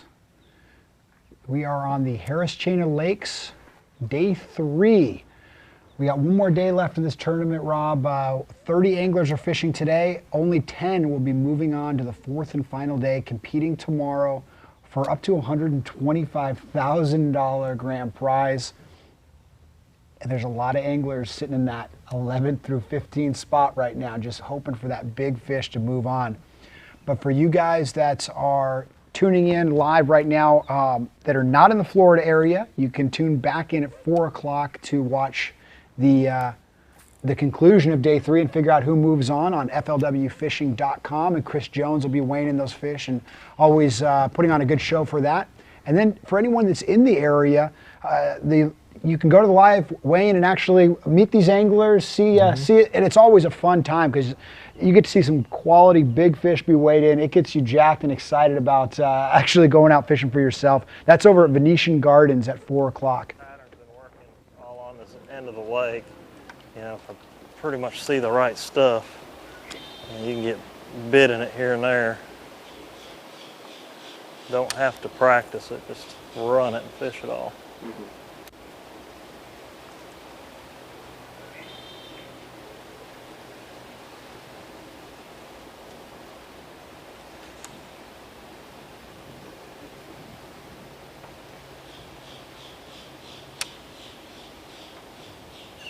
I got a feeling we'll be seeing a lot of these two guys tomorrow as well. Rob, I have a very cool announcement to make. I'm looking at the unofficial leaderboard. I just saw a mention of it on social media. Okay. But Jared McMillan, our rookie from the McMillan empire, and had a great finish on Okeechobee, and now has been trying to finish out strong here and survive on to day 4. Well, his first 3 fish of the day, just little 1-pounders. He's put a 6-pounder and an 8-pounder in the boat and is now unofficially in 4th place. Big things from the rookie. That's great. He's got a lead in Angler of the Year now. I don't think we've ever seen a guy win Rookie of the Year and Angler of the Year in the same year. I don't know. Yeah, it's actually an interesting enough. Chris Johnston actually was very close his rookie season. I believe 2016, he finished second for Angler of the Year, although it was, I believe Andy Morgan won it and was one of those years he ran away with it, so it wasn't a very close race, but amazing to see McMillan doing some good things and doing exactly what he needed out of Florida. You know, he's a Florida native. He knows these shallow water fisheries, so if there's anything he could set himself with, if there's a favor he could do for himself, is get momentum coming out of Florida. With 2 Florida lakes to start the season, he did exactly what he needed to do, and now when any kind of athlete, when any kind of professional gets hot, that's when they can be very deadly, and he looks like he's done everything he's needed to do so far. The gears are going to shift quite a bit going to linear, though. I mean, the Florida guys have this is their home turf. We get out of their home turf here coming up, and there's a few of these lakes that coming up. The old spotted bass will be the main player, and you'll probably see a little bit of a shift in guys that maybe lingering around down there in the 50s and 60s suddenly shoot up the leaderboard with a couple of tournaments. So I like the way the year sets up this year. I like the, of course I like the double tournament in Florida because that's where I live, so I'm somewhat partial to that. But then I like how it goes to into this kind of spotted bass gear, where you're going to have a Lanier, Cumberland to some extent, and then Smith. It's really Lanier and Smith that turn it into a spotted bass, and then it ends up on smallmouth grounds. So it's kind of strange in terms of actually catching true, just regular northern strain largemouth bass. The tour just doesn't have. I mean, it's already obviously got some, but I mean, you start out on Florida strain, pure Florida strain, 2 tournaments, then a lot of spotted bass mixed in. Kentucky Lake's going to be the one where you see, just the pure largemouth, the northerns, and then you go up north to St. Clair and. Yeah, a lot of versatility.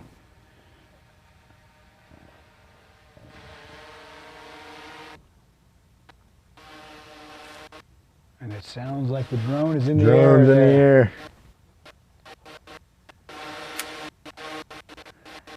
That should be a good sound to the anglers, because if you got the drone above you, that means you're doing well. Mm-hmm. That's one of those ways to read the day. That's a good way of doing it. Because if the drone's on you, that means we need drone shots.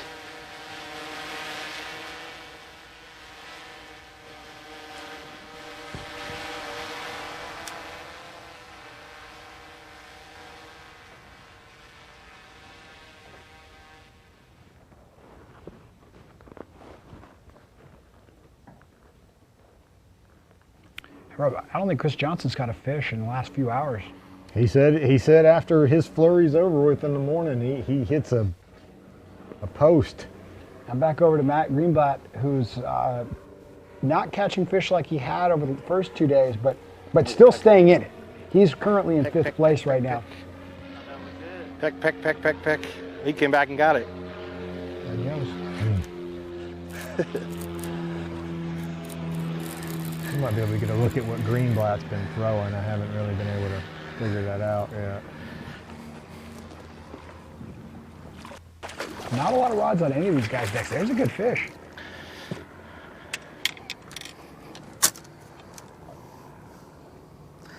He came back and got it. Bleeding a little bit.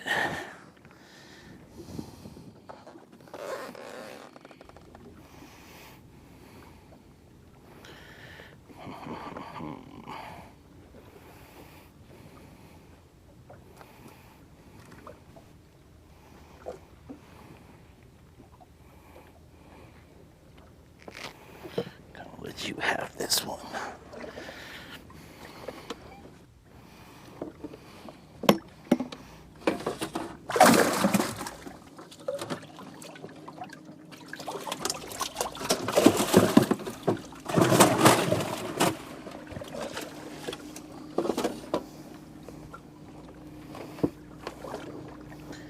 Well,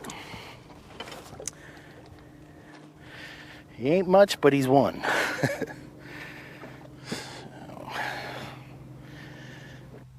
retire that rod.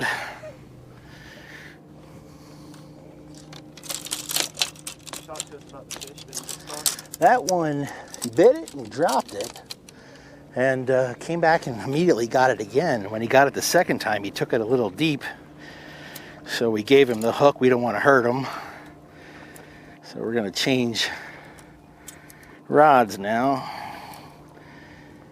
Just, you know, they're fun to catch, and got to take as good care of them as we can, preserve the fishery, so everybody's kids can enjoy them like I am, and live to catch them another day. Again, it was the June bug. We shall see. Maybe it's a June bug thing. Maybe they're turning on. Maybe.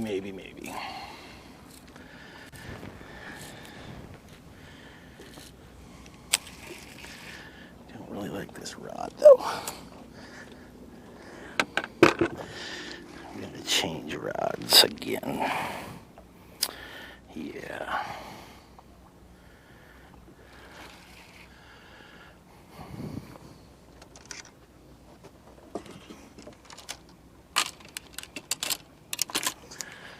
Not a fan of this one.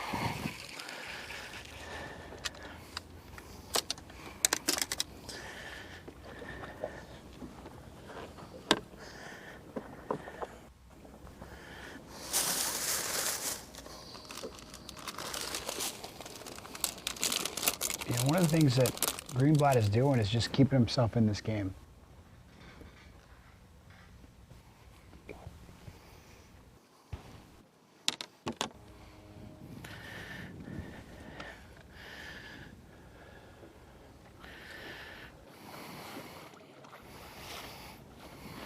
Rob, the only way you can win this event is if you are fishing on Sunday, the fourth and final day.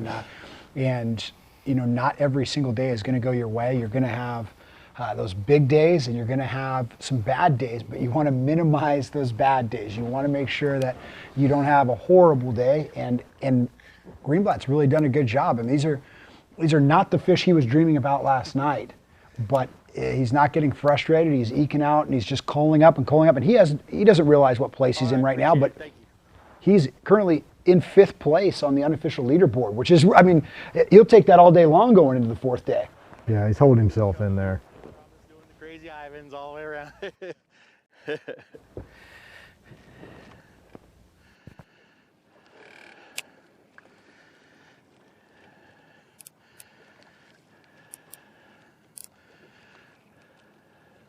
Oh, is that Ronald Young? Okay. Gives you an idea how close they're fishing.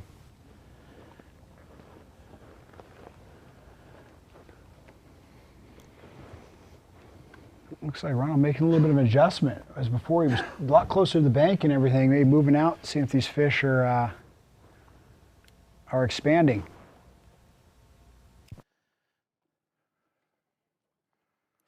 Travis, give a real quick shout out to some winners recently in the Coast FLW series. You know, the FLW Tour isn't the only thing FLW does. There's the coastas that go on, and I still get to visit some of those and cover some of those. Sean Bailey won the coasta out there at Havasu. Good for him. Big shout out. Some great pros fishing the FLW coastas out there. And Sean Bailey, you know, I've always called him the dictator of Havasu. I mean, he is the mayor out there. I mean, that guy knows that water really well. Yep. So good guy out there. Long overdue for that win. Good for Sean. And then Kevin Lazion over at Rayburn last week. Got the win over there. We had a shortened event by fog delay and didn't get to fish on Saturday, but he had him a nice 10-pound lead or so going into final day, and they didn't get to fish, and he was claimed the winner. So hats off to those two guys for their coastal wins.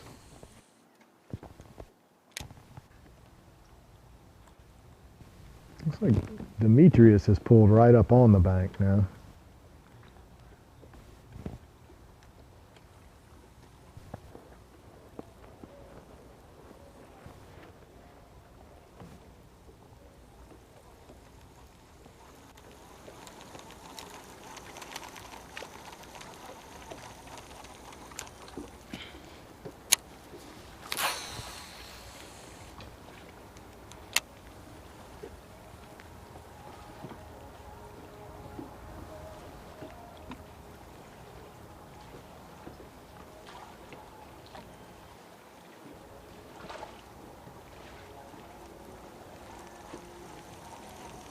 So Demetrius moving shallower, tighter to the bank, where Ronald Young moving away from the bank a little bit.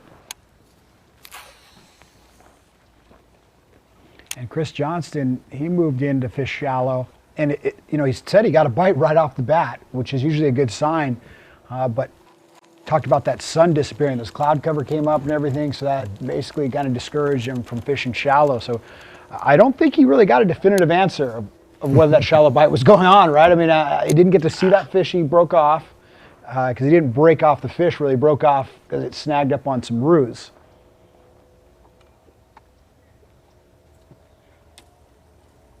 Yeah, I think Dimitri's kind of doing the same kind of thing, moving up on the bank a little bit, checking it out, making sure there's... Keeping them honest. Yeah, you got to keep them honest.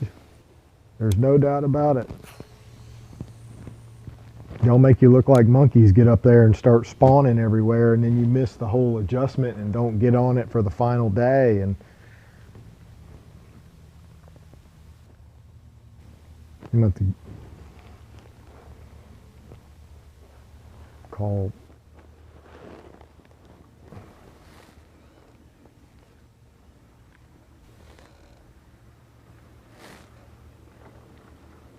Now, so a second ago we saw Ronald Young from Matt Greenblatt's boat. Now we're on Ronald Young's boat, and in front of them, actually just disappearing now, right there, coming out.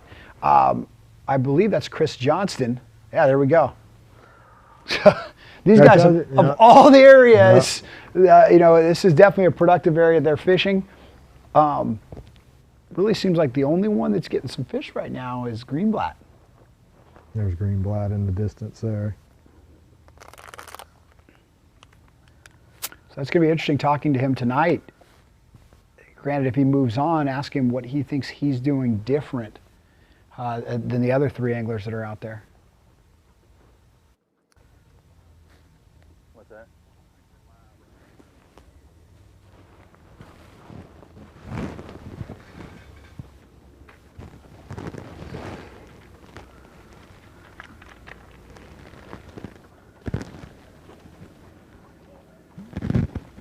As you can see, I got the leader right next to me, and I got Matt Greenblatt in front of me.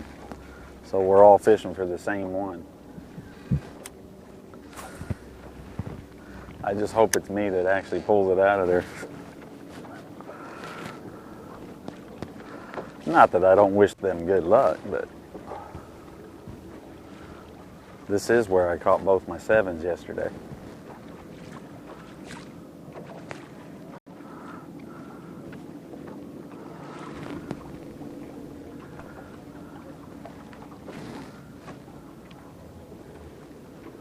They're hitting very light though. I mean, yesterday at least it was a mush or a small peck or something like that, but today they're just barely touching it, and you've got to check it. It's crazy.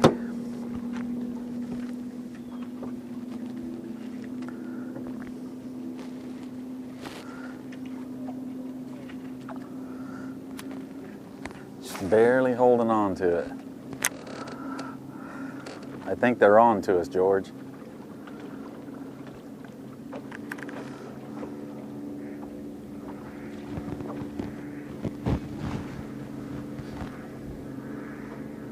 See, I was throwing a black and blue trick worm through here the other day, and the big ones just wouldn't bite. As soon as I changed the color, because they hadn't seen red,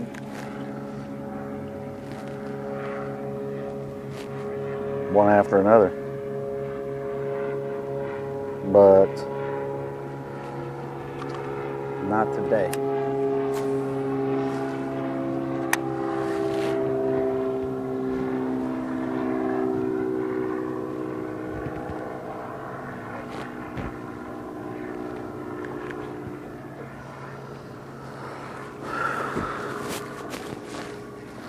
Starting to get hot.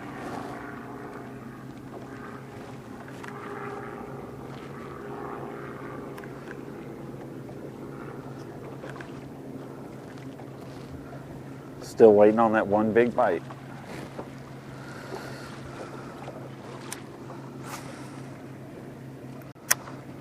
one advantage they do have fishing close together like that is they can keep an eye on each other. At least you can kind of monitor the activity level in the area. You know what I'm saying? It's better than being out there by yourself and wondering, heck, I wonder if anybody else is catching them. Well, at least this way you know if the activity, and usually what happens in these situations like this is it's dead like this, nobody's, and then once they all start catching it at one time, and it's really, it's one of the things that live fishing like this has brought us, is this being able to see when something like the lake just turns on. You'll get an hour or so of periods of time during the day when everybody's catching them. In this area yesterday, I talked to some people that are in it. They said there was an hour-long period in this very area right here at this time of day where they were just reeling in fish left and right, big ones, 5, 6, 7 pounders, all around. And I think that's just a mystery we'll never understand, is what happens under the water there, where suddenly not just one guy starts getting bit, but everybody in a big giant area like that starts getting bit. Looks like Johnston's moving back to his original place over there across the lake. I think his good spots out there are closer to the marina, over where the Venetian Gardens is.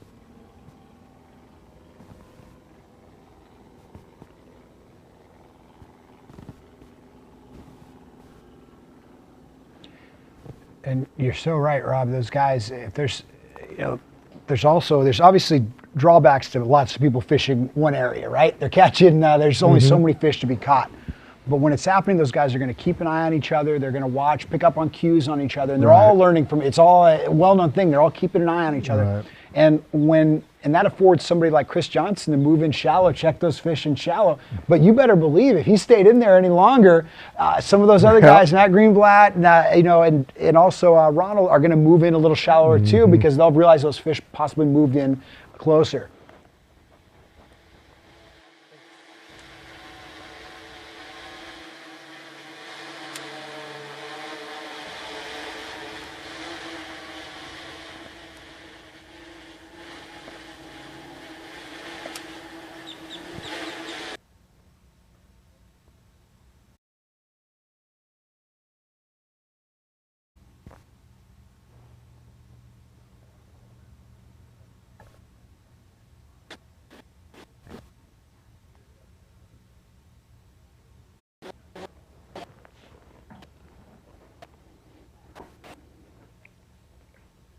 Or did that look like he just set into one? I thought it kind of looked like he was rearing back to do so. Oh, I feel like I'm on a cell phone call right now, and they're telling me something important, and I'm cutting out. Oh.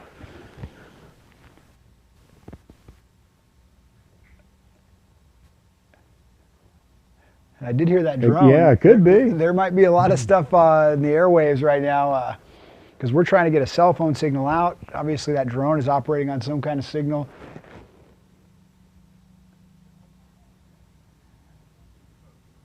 Yes, we're going to keep you guys posted on what just happened right there.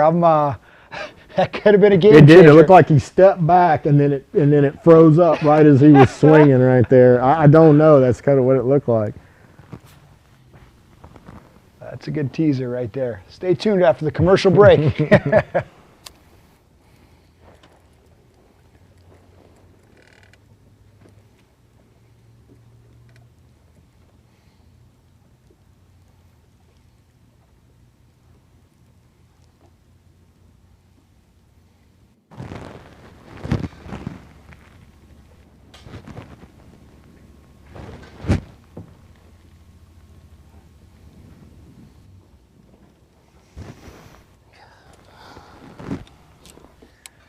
All I can get bit on is a worm. It's crazy.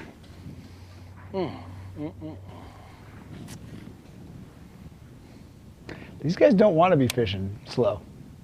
No, that's another interesting discussion I've had the last couple of days. Is some of our guys that we're used to seeing in the top 10 that like to fish fast and aggressive, didn't do much good in this tournament. There's a lot of theories that some of these guys that just like to drag around a little bit more, slow down, they don't, you know, they're not chatterbaiters or you know, rattle trappers, or, you know, they just like to get out there, throw out there, cast a worm, drag it around, and sometimes that's what the fish want. Mm-hmm.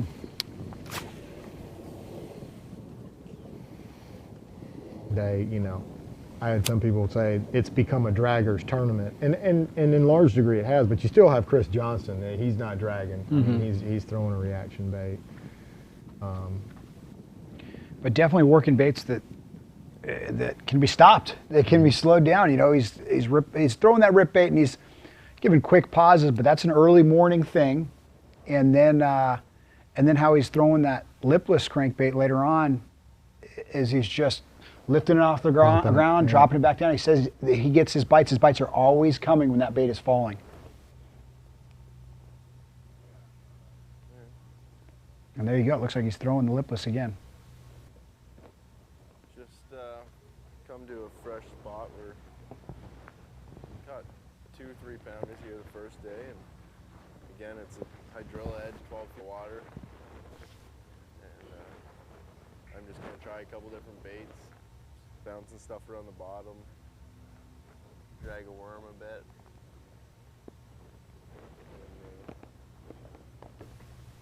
See if we can't trick up one big one.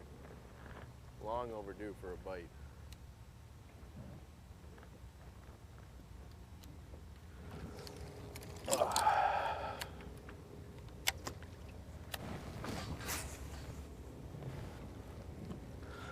This is a slow day.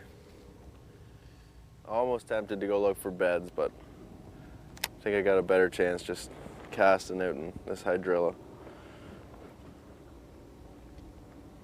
He is going to go to something slow finally. I think he went to something soft and plastic right there. Rob, a look inside the mind of Chris Johnson right there. He just gave us two things. I'm almost tempted to go shallow, look for some bedfish. Right. When he's doing that, he might only be looking for one fish, right? I mean, he's got about 17 pounds, 6 to 8 pounder. Could really do some good things for him. But he goes, or do I stay here where he knows there's a lot of fish? That's where he's leaning. He knows there is so many good fish in that area. Does he just slow down like what you just said? And it looks like he's going to be doing just that. He needs one good bite, and I think he's got the bet. I think he's making the right decision there. When I saw him go up looking for beds earlier, I thought, oh, let's don't get too far off track. And when he said, I'm just going to give it 20 minutes, you know, but that move he was thinking about making right there was going to be like, I'm going to commit to look for beds the rest of the day. I like just staying put where he's at, changing technique, dragging a worm, catch a 7 or 8 pounder, and he takes a big lead into tomorrow.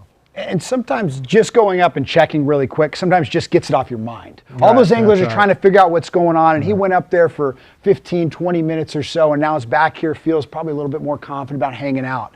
But let's take a quick look. It all happened in the morning for Chris, which he said it's happened all 3 days for him, and this is one of those fish he caught first thing this morning. Yeah, got this, basically a schooling bite. I mean, he said it himself. There's white bass in there. There's a little bit of a shad spawn going on. The fish are chasing his lure that you can see right there. He's got a jerk bait, which you call a rip bait. That's all a schooling deal right there. And this is the window it happens in. And he said this window was smaller today than it was yesterday. If this window shrinks any more on him, you can see the way his afternoon's going. This is it. His eggs are in that basket right there. That basket's treated him pretty well in the morning. Yep. The problem is he's got this dude right here behind him. That is catching quality fish, and Well, that's how it works. he's catching enough of them. A lot of these guys look for that one big bite. Right there. Seems like Glenn Brown is really honed into a great pattern right now. Yep. A lot of confidence flowing in that guy right there.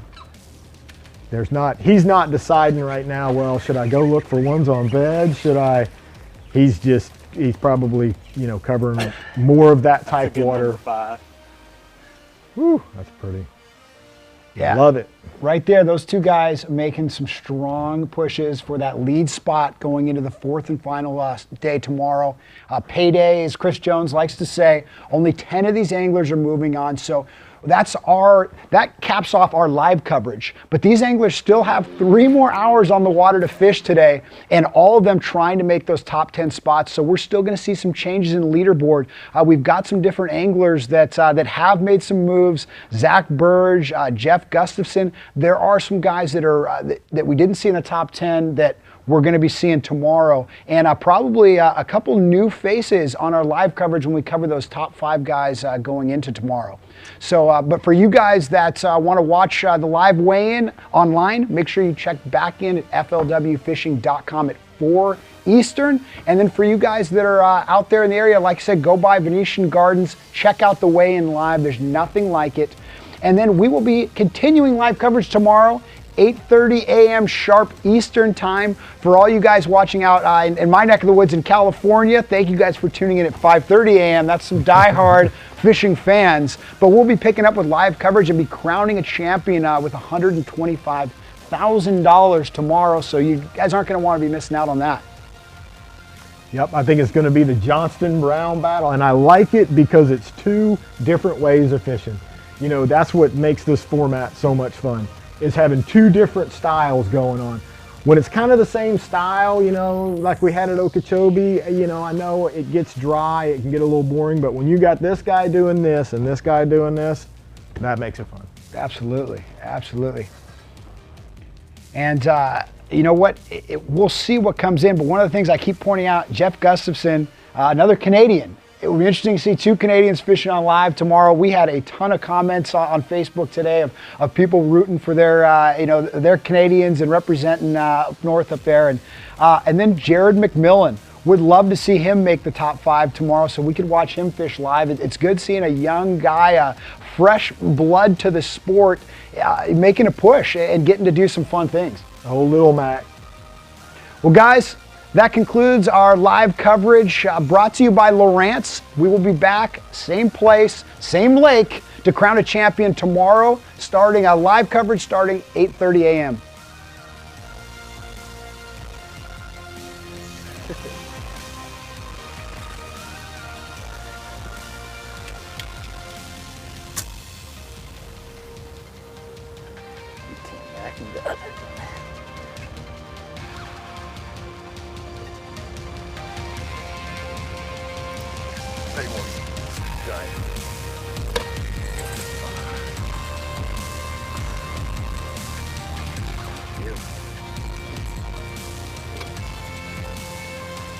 Decent one, take 5 of those all day.